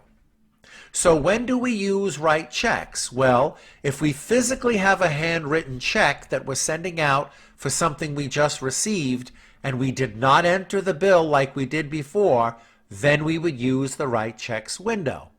But of course, we can also record a transaction in the write checks window if we paid an online direct deposit from our bank account directly to the vendor for a product or service we received. Just like a debit card transaction, any transaction that reduces the bank account can be recorded and should be recorded in the write checks window. Even an ATM withdrawal, and you will learn later the difference between withdrawing cash for business and withdrawing cash for personal. But regardless of which one, if you withdrew cash from the company bank account at an ATM, you would record that in one way or another from the write checks window. And you can even record a transfer if you're transferring money out of the account during that transaction. That transaction could be recorded in the write checks window, even though there's a separate, very simple window for transfers between bank accounts. For example, let's imagine on February 3rd, we paid $500 to Staples for supplies, and we gave them handwritten check number 3. So what will happen if we pay money from the bank account to buy more supplies? Well, at the moment we pay, cash in bank will go down because we just paid money. And of course, if we have more supplies as a result of the transaction, supplies goes up. So what will happen in the trial balance at the moment we record this check? Well, we will have $500 less in the bank, so cash in bank will decrease to $21,270. And because we purchased $500 more of supplies, supplies will increase by $500 and become $1,180. You may well ask, for this check, what will happen to the vendor's balance? And the answer is nothing. Nothing will happen. There is no change to the vendor's balance if you pay immediately upon receiving a product or service. Because you paid immediately, you owe neither more nor less to the vendor. So what report can you use if you can't see this transaction on the unpaid bill report and you cannot see this transaction in the vendor balance detail? And the answer is there are several reports that list these types of checks, but the best one, in my opinion, for this course is the transaction list by vendor. From the main menu, we click Reports, Vendors and Payable, Transaction List by Vendor. And of course, let's make it nice and tall, and A for all. Now that it looks the way we need it to look, we're going to click View, Add Transaction List by Vendor to the icon bar. You click OK. You can see if you run out of room, you have this extra pull-down arrow that will open it up. And now let's record our example first check. From the main menu, click Banking, Write a Check. And I would first like to bring your attention to this section of the top ribbon. You see, it's very important that as soon as you open the checks window, you click here in this little check mark box to remove the option for print later. You must do that so that QuickBooks will allow you to enter the check number or transaction number yourself. And we will learn why this is in a later video when we learn about printing checks. But for right now, just remember, make sure this option is unchecked so that you have the ability to enter the check number. Watch. If I click here and remove the check mark, you see how the check number appears? And QuickBooks remembers where we left off and that the next consecutive number is the number 3. And now let's carefully put in the rest of the data. The date was February 3rd. The vendor was, watch carefully, Staples. Look what happens when you choose a vendor that already has an unpaid bill from the accounts payable section. This message is there to help you so that you don't make a mistake. This pops up every time you choose a vendor in the checks window that has an unpaid bill. QuickBooks is trying to help you make sure that you are not paying a previous bill by using the wrong window. If you want to pay a previous bill that was entered from the Enter Bills window, you use the window that we used in the prior video, the Pay Bills window. This window is for payments immediately upon receiving the service or product, even if you had a past unpaid bill. So, since we know what we're doing, we click Write Your Check, and we put in the specific asset or expense that we're purchasing with this check, and we put in the correct money amount. Push Tab, and from the bottom right, you can click Save and Close, and now let's check that the results are exactly as what we expected. If we open the trial balance, you can see the numbers are what they are supposed to be. Cash in bank has decreased by $500 and became $21,270, and supplies increased by $500 and became $1,180. And if you look at the transaction list by vendor, you can see this check shows up at the bottom of the Staples section as the last transaction for Staples. And you can double click, open it, fix it, do whatever you like. And now let's do a second example. Let's imagine on February 4th, we paid Rex Repair for a repair job done today, February 4th. And the amount is $1,000. Now let's imagine this one was an online payment and they gave you a confirmation number 87654. So this is what happened on February 4th. Now when we record this in the checks window, what will happen in the trial balance? Well, you have $1,000 less in the bank because you just paid a check for $1,000. So cash and bank should decrease to $20,270.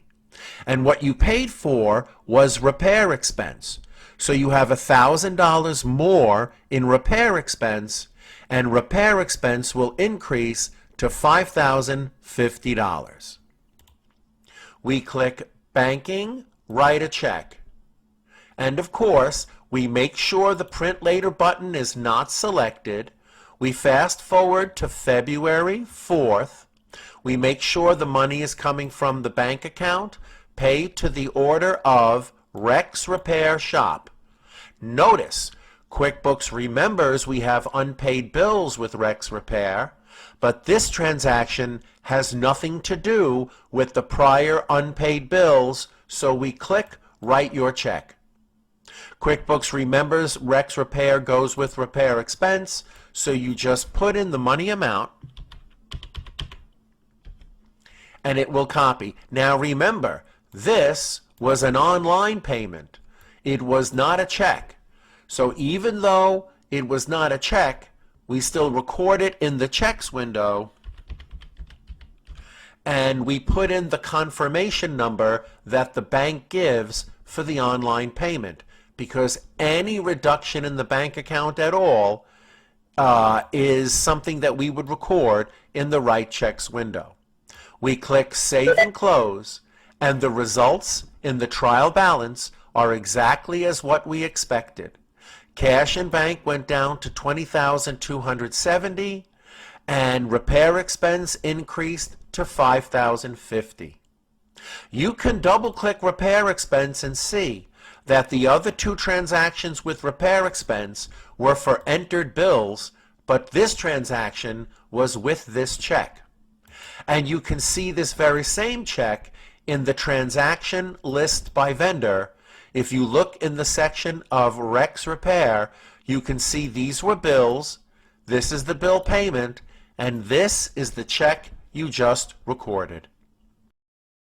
Chapter 22. Learning how to find anything you're looking for using the Find window. Using the Find window makes QuickBooks one of the easiest softwares that you could possibly use. You can find any transaction just by describing it to the Find window. You can find several transactions that fit a specific description, and then you can open them and check them as soon as you find them. You can even make a report from the Find results of the Find window, and the transactions listed there will be subject to all the different customization of reports that you can use when you use reports in QuickBooks Desktop. For example, let's find all the invoices from Alan between January 1 and January 15th. Well, it's very simple. From the top left, we click Edit, Find. Now, the Find window has a Simple tab and an Advanced tab. We will click the Simple tab and see you can start off by simply choosing to find every single one of a specific transaction type. For example, if you say Invoice and you click Find, you just got a list of every single invoice that has ever been entered into the file. And you can double-click and open up and examine or even fix any of these invoices. If you click Reset, you can find every sale receipt ever entered into the file, and so on.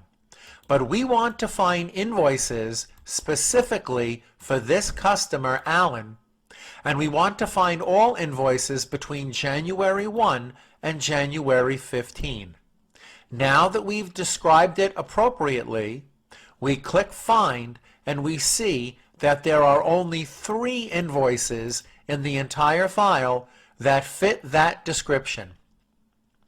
If we want to show this to someone, we can click Report, and now these search results have been listed in a typical QuickBooks report that we can use the customization for and make it look nicer and export it or do anything we want the same way we could with any of the other QuickBooks reports. Close it out, we don't need to save it, and we'll click Reset. What else can we find? Well, how about all of the sales receipts in the entire file equal to 3,000? Okay, so we want to find a sale receipt, and the amount of the sale receipt or receipts is 3,000. After we type in the criteria, we click Find, and you see in the entire file there's only one sale receipt for exactly the amount of $3,000. Click Reset. What else can we find? How about just check number 3? You know, if you have thousands of checks and you have to call up a specific check, it would be so easy to click Edit, Find, Check, and in the check number field, type 3, click Find, here it is. Double click to open it up. You can do whatever you want. Reset. Now, what about this? What about all checks to Rex Repair Shop? Okay, well, let's completely reset the window here. Invoice, all checks, and the payee is Rex Repair Shop. Now look what happens when we click Find. We see that there are really 2 check payments to Rex Repair Shop. And if we look a little bit closer, we can see that one of them is the check that we wrote in the prior video, and the other is a bill payment check. And a bill payment is the only transaction that looks different when you reopen it. If I double click, I see that this was more than just a check. It was specifically paying bill number 7575, a partial payment that we did 2 video lessons before. But this is the way it looks when you reopen it. When we first clicked Vendor Pay Bills, this is the way the window looked when we recorded it, but a bill payment looks like this when you reopen it. So that's just something that will help you later. But now, what if we wanted to use the advanced find? Well, that's something that takes practice, patience, and, quite frankly, imagination, because you have to think of how you would search for something to benefit you depending on what you're looking for.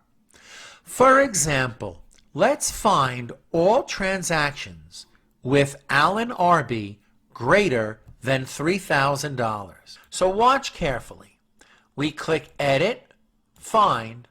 Now, when we click the Advanced tab, you'll notice there are 3 sections at the top of the Advanced Find window.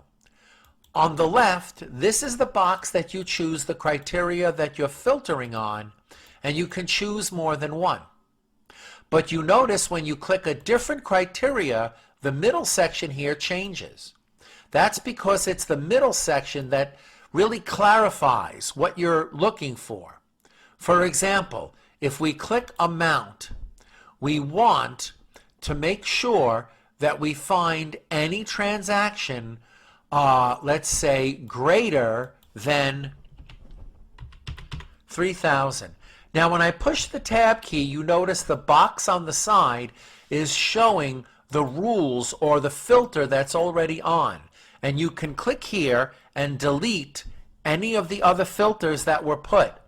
So right now, amount greater than 3,000 is the only criteria. And if I click Find, I get a list of every transaction in the file that's greater than 3,000. And I click Reset. Okay, let's remove this. You can push Delete.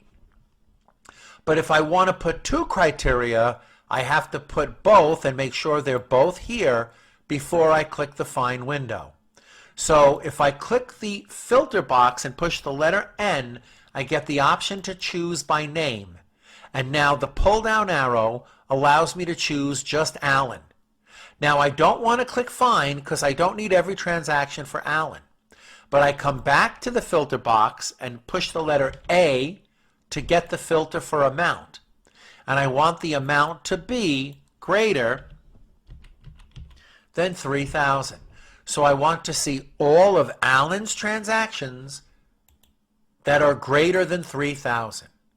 When I click Find, this is a list of all the transactions I had. 10 of them. 10 of the transactions I had with Alan were greater than 3,000. But if I reverse this, if I click here, less than, and click Find, now I have 12 transactions less than $3,000 from Alan.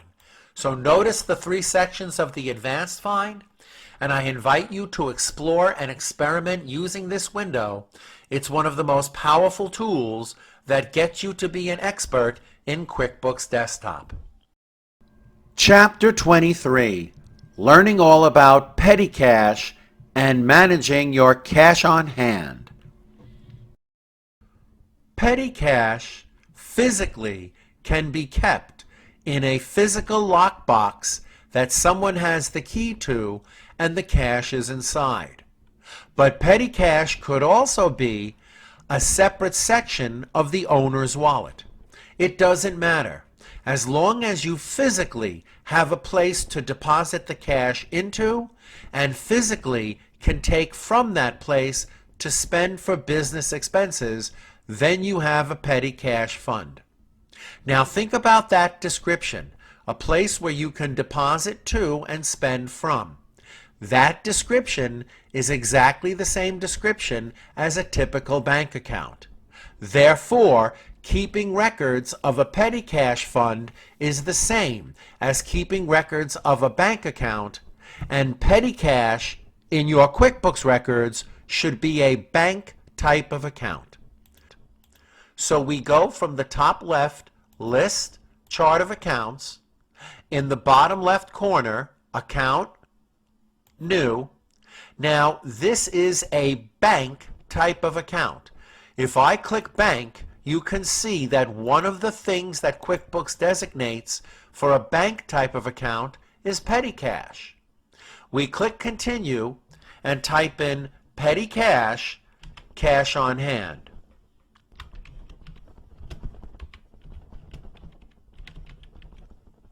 Petty cash, cash on hand, save and close. Click no for the pop-up, and now we have an account to record our cash transactions with. So, what exactly happens with petty cash or cash on hand when you have these type of cash transactions? Well, first, you establish the fund by writing a check or withdrawing the money from an ATM machine. Then you spend from the petty cash fund for business reasons. And after you finish spending from petty cash, you will record each cash payment with a physical receipt. And the physical receipt you get for the cash payment should be placed back in the lockbox or back in the same place where the cash is physically stored, so you can compare what was spent with what was put in. And then when the petty cash fund gets too low, you have to replenish the fund with a check or an ATM withdrawal again. So let's do our first petty cash transaction. February 5th, we wrote check number 4 to cash for $500 to establish the petty cash fund. Well, what will change in the trial balance at the moment we record check number 4? Well, if we paid $500 from this bank account, the bank account will decrease by $500 and become $19,770. And because we just established the fund, petty cash will show up in the trial balance for the first time as $500. And none of the other numbers will change. From the main menu, we click Banking, write a check. We know the date is February 5th. And we know that this is check number 4 that we're writing. And the money is coming from the bank account to the petty cash fund. And we know that the amount is $500. Now, you could leave the payee blank, or you could add a new payee called Other and just call it Cash, so that you have a record of checks made out to cash. But now that the establishment check to establish the fund looks the way we need it to look, we click Save and Close, and the trial balance has the numbers that we expected. Cash in bank, $19,770, and petty cash or cash on hand, $500. Now let's try spending from the petty cash fund. Let's imagine on February 6th, we paid $80 to Verizon for a prepaid phone card and got receipt number 1234. Okay, well, what would change? Well, if we're spending from petty cash $80, then the petty cash will decrease by $80 and $500 becomes $420. But we spent it to telephone for a prepaid card. So telephone expense increases by $80 and becomes $2,680. From the main menu, we click Banking, write a check. Now be careful. This money is coming from the petty cash fund. Click OK for the pop-up. And the date is February 6th. Is that correct? Yes. Now we're paying Verizon. Oh, remember when we use the write a checks window for a vendor that has a previously open bill, we have to make sure we're not paying one of the previous bills, which we are not. So we click Continue writing the check. Now, the money amount that we're spending from cash is $80. Make sure it goes on the top and the bottom of the window. And the receipt number, I believe, was 12345. So instead of a check number, if it's cash, you put the physical receipt number, take a picture of the receipt and save it as your proof, and put the hard copy of the receipt with the physical cash in the lockbox or the wallet or wherever it belongs. Then when you click Save and Close, you can see from the trial balance the numbers are exactly as what we expected. Petty cash is down to $420 and telephone expense is $2,680. Now let's try another transaction. Let's imagine on February 7 we paid Staples $120 cash for equipment and they gave us receipt number 8472. Well, if we spend another $120 in petty cash, that means petty cash decreases by $120 and becomes $300. And because we purchased equipment with it, equipment goes up by $120 and becomes $1,215. And these are the numbers after spending our second petty cash transaction. And now, finally, let's replenish the petty cash fund and bring it back to what it was. So let's imagine on February 8th, we withdrew from the ATM to replenish the petty cash fund. So how much do we need to replenish it if it's $300 now? That's right. We need to withdraw $200 from the ATM.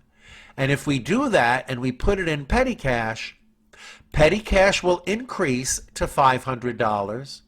But remember, the $200 came out of the cash in bank. So cash in bank will decrease by $200 and become $19,570. So we click Banking, Write a Check. And you would put the number, whatever ATM slip number, whatever that number was, that's what you would put. But remember, in this case, the money is coming from click OK, coming from the bank account, and it's going to the petty cash fund on February 8 for $200. And some people like to keep their records straight by making the check out to cash and recording the payee. So when we click Save and Close, our trial balance should look exactly as what we expected. Cash in bank is $19,570 and petty cash went up to $500.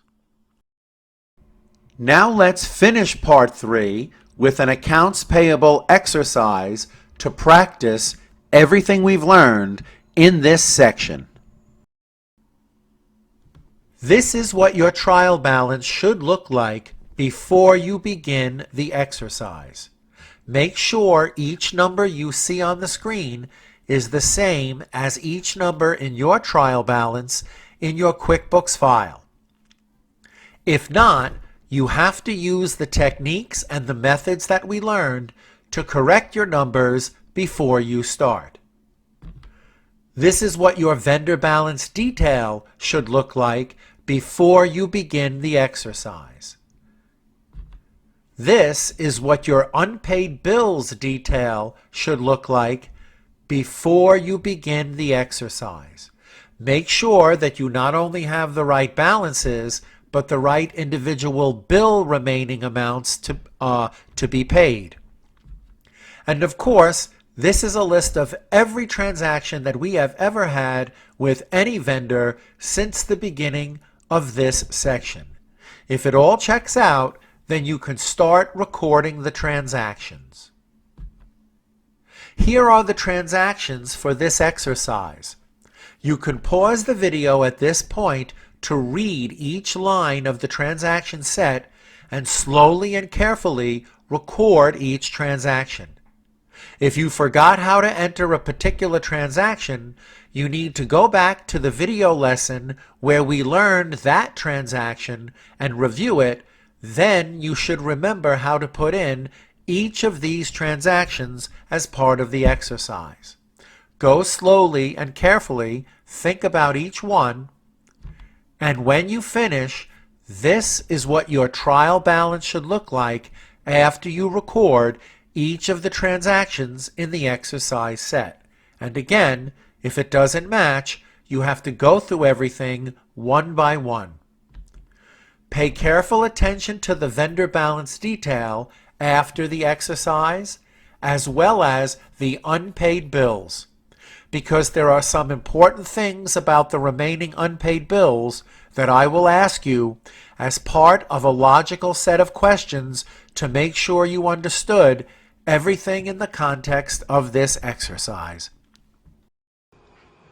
Now, I'm going to ask you some common sense questions to see if you can figure out what mistake you might have made. First question, what if your cash and bank account is too high and your cash on hand petty cash is too low? You can pause this video and listen to the theme of Jeopardy while you think about the answer. Now I'm going to give you the answer. You chose the wrong bank account when you wrote a check or paid an expense or bill. That happens all the time. QuickBooks tries to remember the previous bank account for each transaction window, but it's not always the same and you have to check it carefully. Of course, the opposite is also true. If your cash and bank was too low and your cash on hand petty cash was too high, that means you recorded a petty cash expenditure from the cash and bank account. And that's a mistake that you would have to go and fix using the techniques that we learned. What about this? What if each vendor's total balance is correct, but the individual bill balances are wrong? Think about that for a second. What would cause that condition? You can pause the video to think about it, but here's the answer.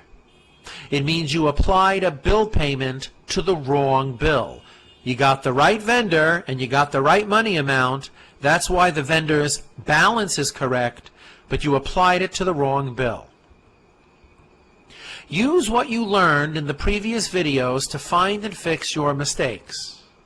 Keep fixing until your numbers are the same as mine. Now that you've finished the accounts payable and expense section of the course, I'd just like to remind you that you can get free QuickBooks help from me by leaving your questions in the comments section below, and I'll do my best to help you. And if you wish to support the channel that will continue to give free QuickBooks help to everyone, then I hope you will click like and don't forget to subscribe. Welcome to the last section of this big QuickBooks tutorial, dealing with banking, deposits, and undeposited funds.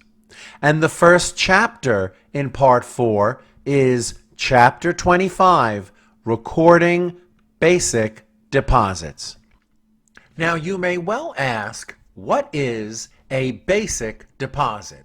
Well, it's when the payment we receive from the customer for a service goes directly into the bank account, and we do not need to track the quantity of the service item that we gave the customer, and we do not need the deposit to affect the customer's records or the customer detail reports.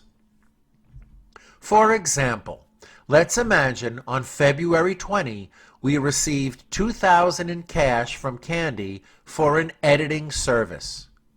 And imagine it was directly deposited into the bank account with confirmation number 09876.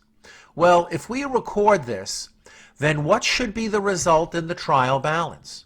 Well, we have $2,000 more in the bank account, so cash and bank should increase to $16,770. And the reason we have more money is because we did an editing service and earned $2,000 more in editing income. So after we record this basic deposit, editing income increases by $2,000 and becomes $17,960. From the main menu, we click Banking, Make Deposit. Now this is the Make Deposit window, and it's very simple. But the purpose of learning basic deposits is to get accustomed to how this window works. First, you choose the specific bank account that you deposited the money into. Then, of course, you put the date of the physical deposit.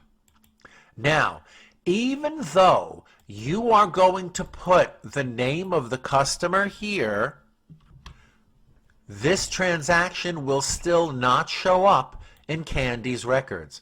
See, look, it's warning you. It's saying, look, this customer has outstanding invoices.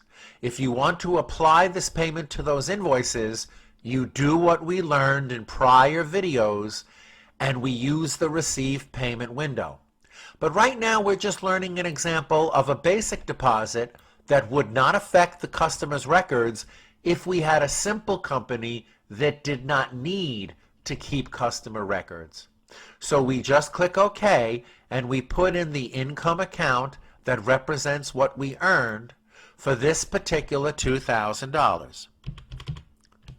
So if we had a company that didn't have to track items and didn't have to keep customers' balances, this would be the most simple way to record getting paid from the customer this way. When we click Save and Close, we can open the trial balance, and you can see the results are exactly as what you expected.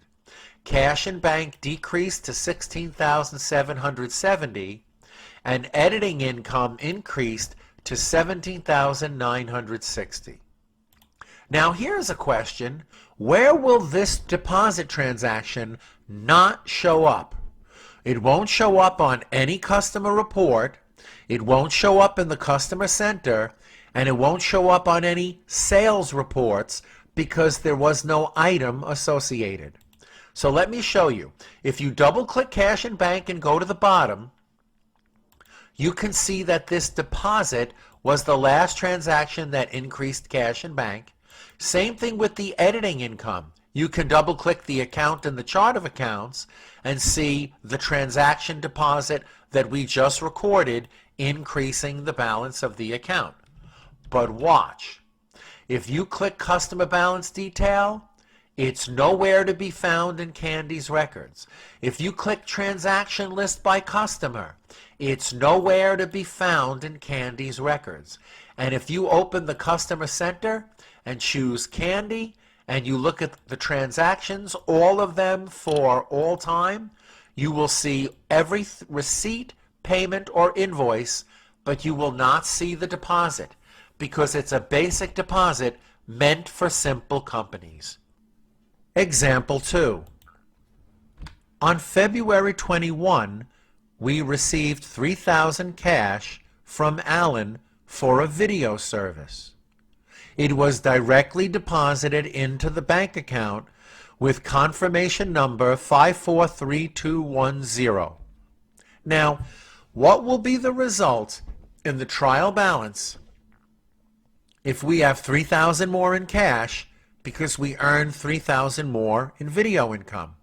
Well, cash increases by $3,000 to become $19,770, and video income increases by $3,000 to become $34,800. Well, it's very simple. Banking, make deposit.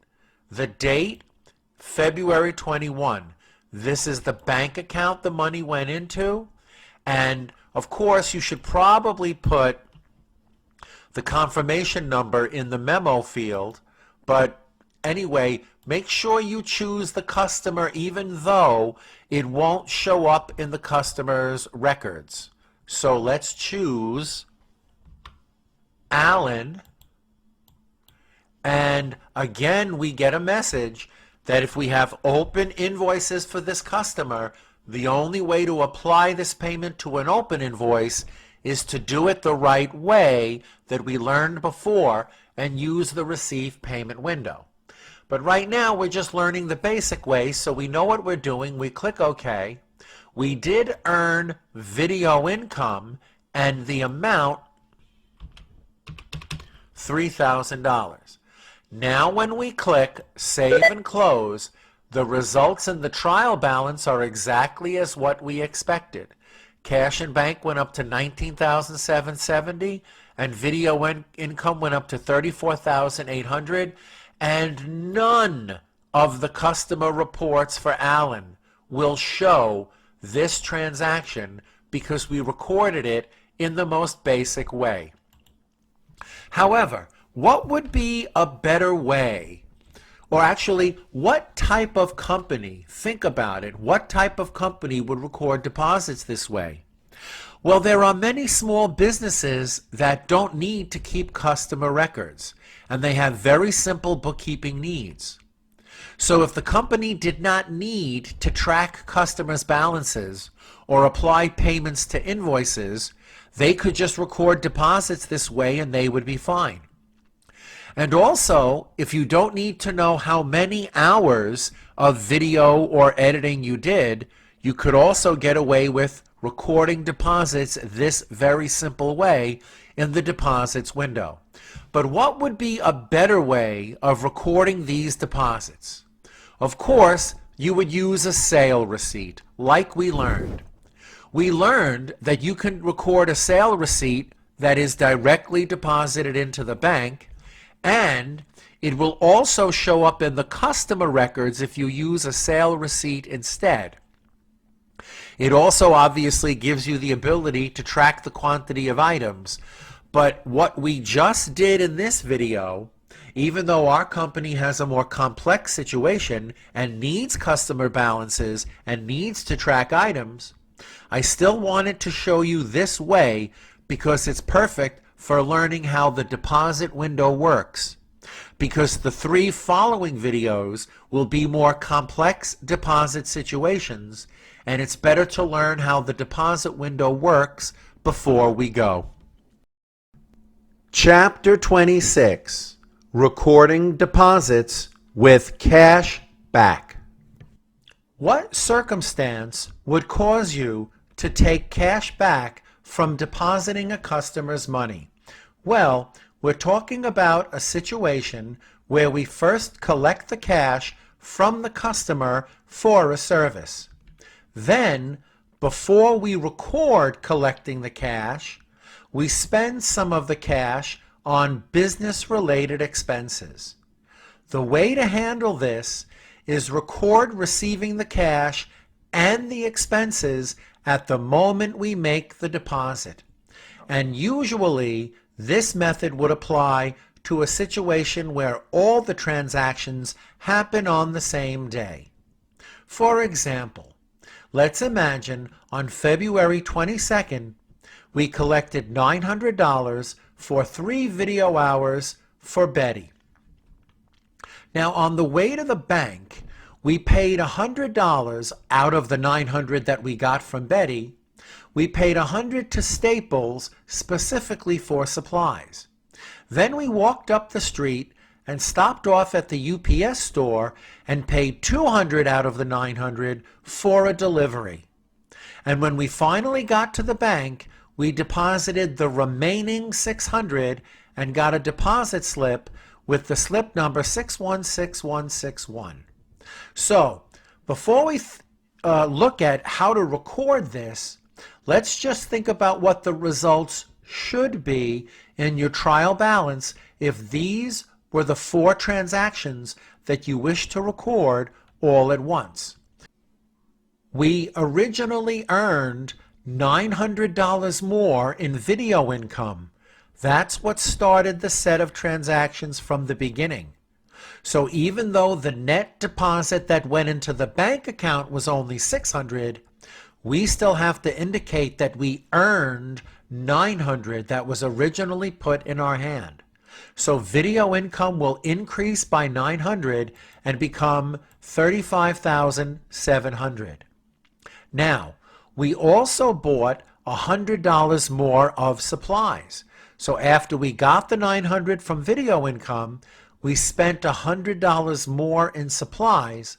So supplies should increase by 100 and become 1,330. Then what happened was we paid $200 more for delivery. So that means our delivery expense then increased by 200 and became 4,610. And then the remaining 600 that we did not spend on expenses got deposited into the bank account, which means the bank account increased by 600 and became 20,370.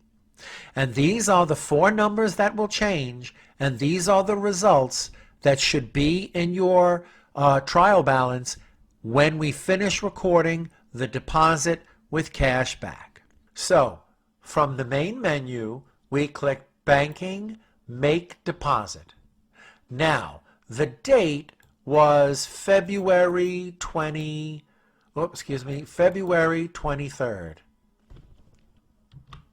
Actually, February 22nd. And originally we received from Candy, you see again, just like in the prior video, we have a warning telling us that we have open invoices for Candy, and if we want to apply this payment to those invoices, we use a different window. But this is a different example situation. So we click OK and we say we earned video income. So when we put video income, the amount that we actually earned, we click over here in the amount field, type 900, push tab, because that's what we earned. Now, deducted from what we earned was supplies. So from Staples, we bought supplies, and we bought $100 worth of supplies, but you have to put a minus in front of the $100 and then push the tab key. Now notice what happens. If you put minus on one of the lines of the deposit, QuickBooks will subtract. It'll put the positive and negative numbers together, and the subtotal down here is the amount that you're physically depositing. You also gave money to UPS for delivery, and that was $200. Put a minus because you deducted that $200 from the deposit. So now you're finished. You earned $900, but you deducted from that $100 that you spent on supplies and $200 that you spent on delivery, and it's this $600 final amount that will increase the cash in bank. And this is the way to do it when you earned money that you're ready to deposit, but deducted and paid expenses from that cash. You can record them all in one shot. So we click Save and Close, and we take a look at the trial balance, and the numbers are exactly as what we expected. Video income increased to $35,700. The supplies increased to $1,330. The delivery expense increased to $4,610, and cash in bank increased to $20,370. And to really dig further in this, you can open up each of the four accounts and see how it looks. If I double-click cash in bank and I go to the very bottom, I see the last transaction was a deposit of $600, but if I double-click, I can see the whole deposit when it comes up. Same thing with any of the other accounts. I go to supplies and I double-click. I see the deposit that increased supplies for $100, and when I double-click, I get the whole picture about that deposit, and so on. Chapter 27, one of the most important features in QuickBooks Desktop, is learning how to use and manage the undeposited funds account. We all know that sometimes we get paid by check. And of course, there's usually a big time difference between the day we get paid by the check and the day that we physically deposit the money into the bank. Now, up until now, we have been recording transactions that get directly deposited into the bank. But if we get paid by check on one day and we don't deposit the money for 2 weeks, what do we reflect in our accounting records during those 2 weeks? Remember, our records have to show the fact that the customer does not owe the money during those 2 weeks. During those 2 weeks, our records should reflect the fact that we physically have the money. But we can't record it in the way that we recorded it in earlier videos because the money was not put directly into the bank. So what do? Well, what happens when we get money? If we get money from a customer who previously owed us money, both accounts receivable in the chart of accounts and that particular customer's balance goes down. And in previous videos, we recorded the money into cash and bank because that's what happened in that example. But if the money did not go into cash and bank at the moment we physically were handed a check, which account do we record the money going into? Well, that's the reason why we have this special account called undeposited funds. Undeposited funds is an account in the chart of accounts that allows us to keep track of each check, bit of collected cash, and credit card swipes that we received from customers but have not yet been deposited into the bank account. Anything currently undeposited can be seen in the Payments section of the Deposit window. So let's quickly review receiving money, and we'll distinguish between money that goes into the bank account and money that gets held in undeposited funds. Let's imagine on February 23rd, we did 10 editing hours for Candy. She gave us check number 1717, and we did not yet deposit the check. We will later in the week. So if that's the transaction, what will happen when we receive money that we intend to deposit later? Well, the editing income must increase because we did earn editing income. And since we're holding the money to deposit later and did not deposit it into the bank account, that means that the account that will show up for the first time in the trial balance that represents the money we are holding is called undeposited funds. So what will be the result in the trial balance after recording this sale receipt into undeposited funds? Well, we did earn $1,400 more in editing income. So editing income will increase by $1,400 and become $19,360. And because the money is not in the bank account, because the money is in our hand, undeposited funds will show up for the first time in the trial balance for $1,400. So let's take a look at how to record it. We open the sale receipt window and we go forward to February 23rd. We make sure we choose the correct customer, and we make sure we put the right item, editing 10. Now, we have to make sure that we put in the correct check number, but the most important part of this transaction is choosing the right place to record where the money went to. In this case, it did not go into cash and bank, it went into undeposited funds. Now that everything is correct, when we click Save and Close, we can open the trial balance, and you can see the results are exactly as what we expected. Editing income increased to $19,360, and undeposited funds increased, actually showed up for the first time as $1,400. And now let's try a second example. Let's remember how to record receiving payments for past invoices. Let's imagine on February 24th, we received $1,000 cash from Betty for a payment of the oldest invoice. So what will happen when we receive this money? Well, we know that undeposited funds will go up because we're holding the money to deposit later, and that will increase by $1,000. And accounts receivable this time is the account that goes down, because if a customer is paying, if your bank account or your undeposited went up because someone was paying off a past invoice, that means their customer's balance decrease because they paid you what they owe you, and that means the account that will decrease is accounts receivable. So what will be the result in the trial balance after recording this transaction?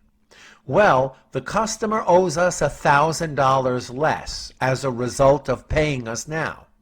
So accounts receivable will decrease by $1,000 and become $23,440. But because we have $1,000 more that we're holding and waiting to deposit in the future, undeposited funds increases by $1,000 and becomes $2,400. So we click Payment and we advance the date to the 24th.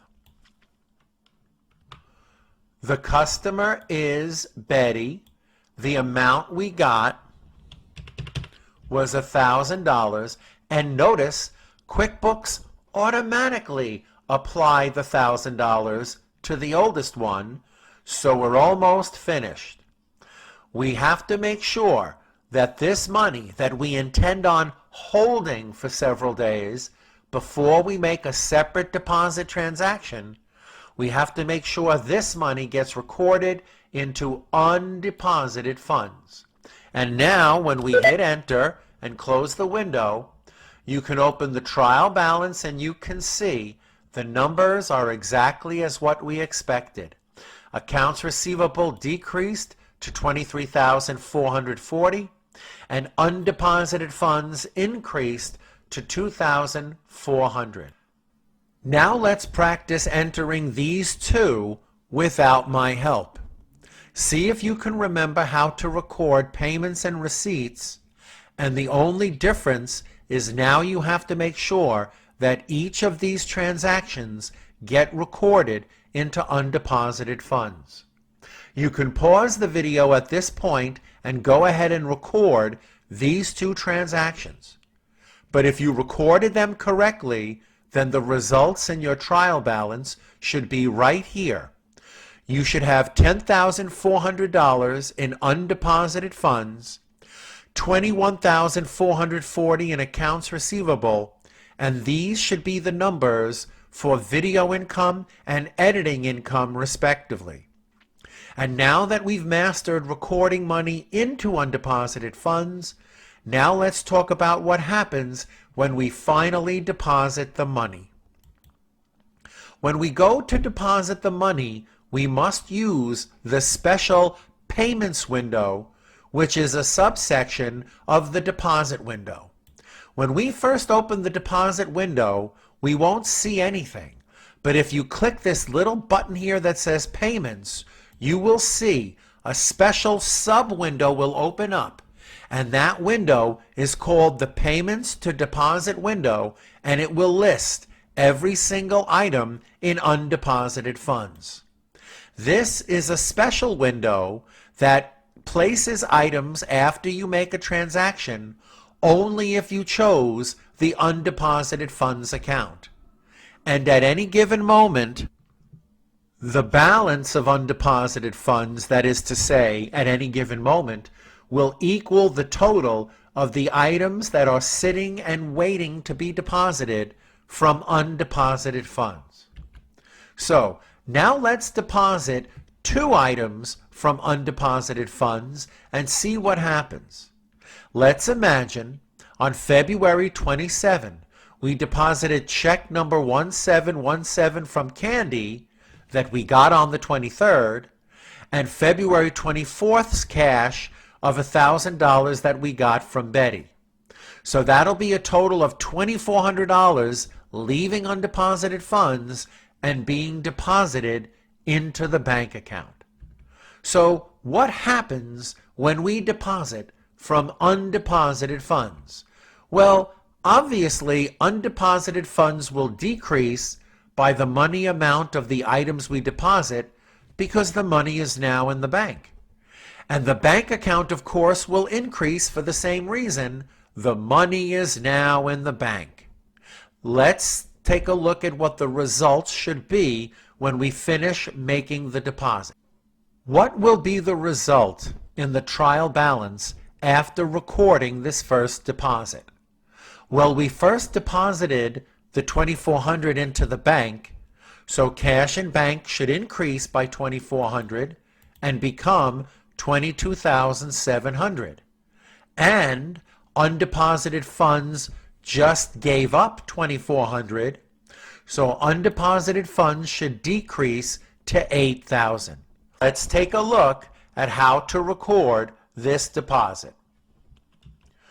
Watch what happens when we click Banking, Make Deposit. Aha! Notice both windows opened up. Now that there are payments to deposit and undeposited funds, as soon as the deposit window opens up, the payment window opens up too.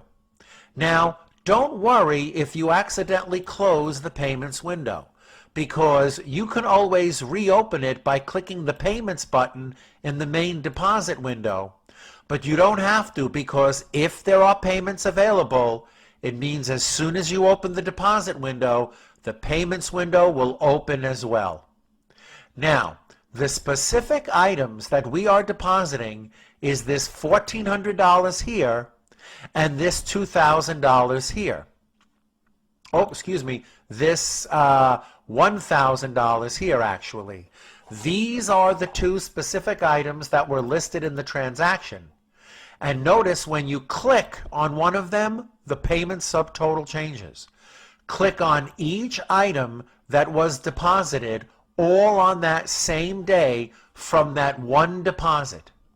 Then click OK, and you will see the two items are listed right here in the deposit window for the total of $2,400. Then we click Save and Close, and you can see in the trial balance the results are exactly as what we expected. Cash in bank is $22,700 and undeposited funds decreased to $8,000. If we look a little closer, we can double-click undeposited funds to determine why does it say 8,000, and we double-click and we can see that the remaining balance of 8,000 is a result of having this item deposited, but these items has not yet been deposited when you double click that account.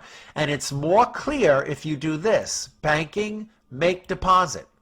You can see that these two items that are left in the payments to deposit window total $8,000. And that explains why the balance of undeposited funds is $8,000.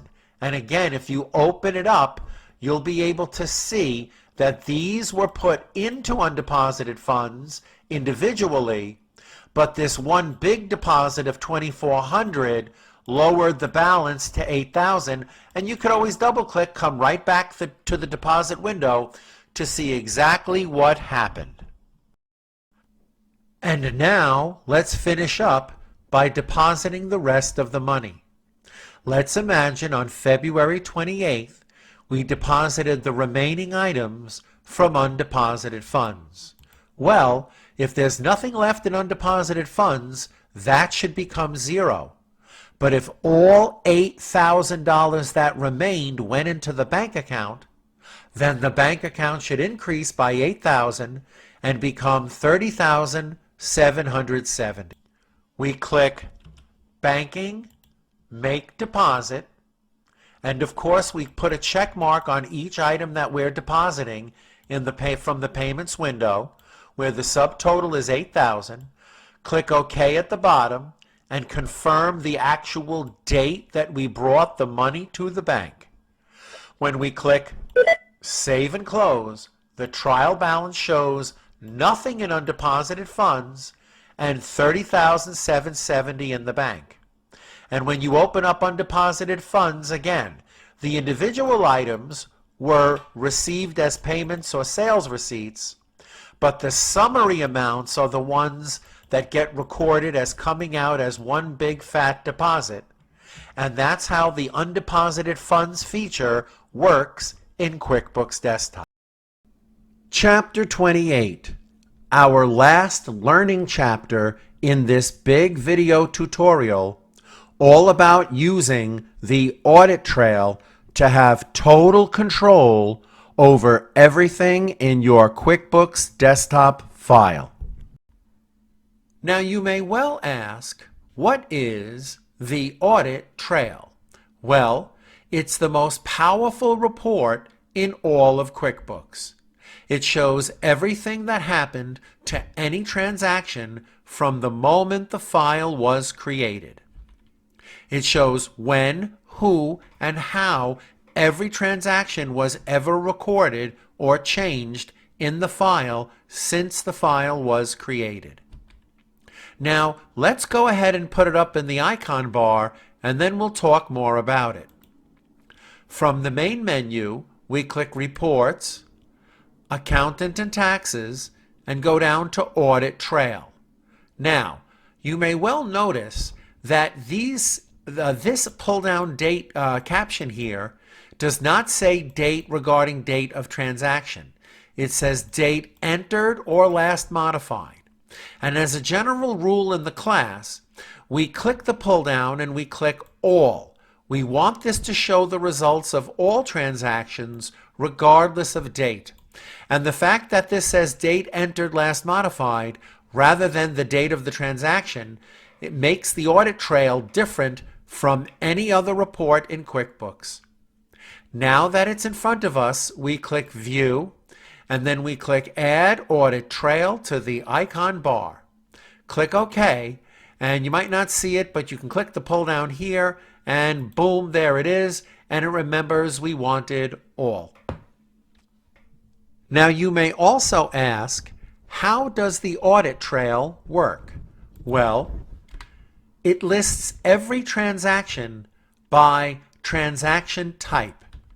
Now that means that, for example, all checks get listed together, all deposits get listed with other deposits, and invoices are listed with invoices, etc. So the transaction types are in the categories, and the categories themselves are displayed in alphabetical order. For example, B is the first letter of the alphabet that represents the name of one of the transaction type, bills. So bills are displayed first. C comes after B, so all of the checks in the file are listed in the audit trail after all the bills. D comes after C, so all of the deposits are listed in the audit trail after all the checks. And I comes after D, so all of the invoices ever recorded in the file will be listed together after all of the deposits, and so on. But within each transaction type, transactions can be listed by the date of the transaction or the date the transaction was entered. And that's what makes the audit trail such a powerful forensic tool. So let's find something in the audit trail that we changed and see what it looks like. Remember the invoice from January 3rd? It was invoice number 3. It was to Candy. And early in the course, we opened it up, changed it to millions of dollars, and then changed it back. Let's see what that would look like in the audit trail. You can find it in the icon bar. If you ran out of room, click the double arrow, and here it is. It remembers we like all. Now we're in the bill section, B for bill. Scroll down slowly until, now we're in the section for letter C for checks. Scroll down a little more. Now we're in the deposits section of the audit trail where all the deposits are listed. And now we're in the invoice section. Now notice, invoice number 1 is one line because it was never changed. Invoice number 2 is one line in the audit trail because it was never changed. But invoice number 3, oh boy, has several lines. Come down to the bottom of the section of invoice number 3. You see first, it was December 24th. It was Christmas Eve. I was sitting here at 11 o'clock entering transactions, and I screwed up and put the date February 3rd. But I put the right money amount.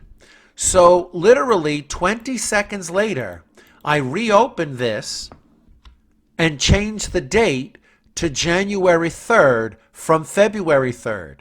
So it lists the first time I recorded it, and it lists the first change. Then what happened was, a little while after that, maybe a couple of hours, 2 or 3 hours after that, I reopened the same transaction and changed the money amount from $3,300 to $3,333,300, and that was the change from here to there. Then, of course, you can see, literally 2 minutes later, I reopened this very same transaction and changed the money amount back to $3,300. So all the details of any one transaction and all of its changes are listed right here. One of the most helpful things about the audit trail is that it's best for fixing the most difficult type of mistake to find, a date mistake. And that's because date mistakes are always misleading when you search for them because you don't know that the mistake is a mistake on the date. Let me show you what I mean. If this is a typical QuickBooks report, you see that the report lists the detail of the transactions in date order, specifically the date that you recorded as the date of the transaction. So if you accidentally put the wrong month, what's going to happen is you're going to be looking up in the section of the month that you thought you recorded it in, when in fact the transaction you're looking for is in a completely different place because you don't realize you put the wrong month. So a report that lists the transactions in date order would make it almost impossible for you to find that specific type of mistake. But you see, the audit trail can be sorted by date entered, not just the date of the transaction itself. Of course, date entered within a category of transactions. So that means if you can remember approximately when you entered the transaction, you can find it in the audit trail and fix it. For example, let's find all the transactions that are dated between January 1 and January 15th, and also those same transactions were physically entered between January 1 and January 15th. It would have to fit both criteria in order to show up on the audit trail after we asked for this. So we open our good friend, the audit trail. Now, notice you only have in the display bar entered last modified. What you have to do is click Customize Report, and you get the Modify Report window. Now within the 4 tabs, click Display. Notice the audit trail allows you a date range of the date of the transaction, and it's the only report in QuickBooks that allows you to enter a date range based on the date it was either entered or last modified. So all we have to do is set both, and it will filter out everything except for what fits the criteria of both. So we want regarding the date of the transaction between January 1 and January 15th, and regarding date entered and modified, the same date range. And of course, we almost never enter transactions on the day that they happen. So if it fits both of these criteria, we'll see what happens. Click OK. Turns out when your teacher was preparing this course, the only 2 transactions that were both physically entered, actually it's only one. It's bill number 8181. It's showing that it was physically entered on the 9th, and then what happened was about a minute and a half later, I corrected the date. You see that?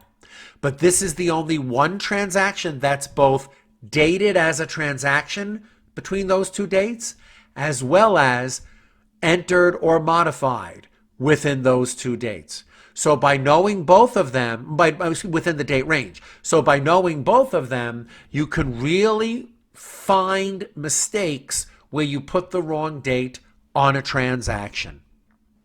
If you're really advanced, you can use it in conjunction with the find window to find everything that ever happened to anything.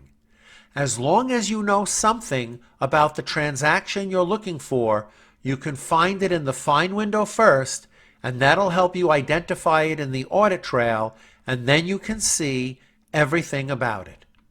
Let's use that for our second example. Let's imagine that you already heard through the grapevine that somewhere in the file there was an invoice in the amount of $3,300 that somebody opened up, made several changes to, and then changed back to the original amounts. And you want to know who did it, when it was changed, and what it was changed to before it was changed back. Well, what do you have to do? First, you have to use the find window to find the transaction that fits that description. Then, use the audit trail to find it by transaction type and date, and then once you identify it in the audit trail, you can see everything else about that transaction. So let's use the original transaction we were working with as our example. If we click Edit, Find, we want to find an invoice, because that's the transaction type, exactly in the amount of $3,300. And if we click Find, so there's only one that fits that description. If there were several, we would have to know a little more about it to narrow our search. But we can see that that's invoice number 3, dated January 3rd. Now, January 3rd is the date of the transaction. We need to find the date entered and everything else.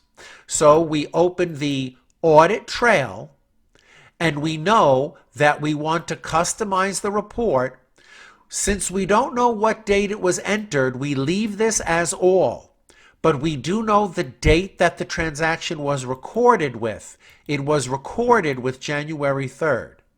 So we want to see everything in January 3rd in the section of invoices that we will scroll to, and then we'll find out what date it was entered. Click OK. And actually, this was the only transaction entered on January 3rd. In a real situation, you might have more.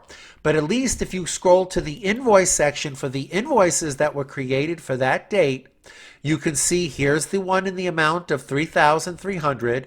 So this is the one you're looking at, and you can see every change to that transaction since it was entered. And now, finally, Chapter 29, the final practice exercise set.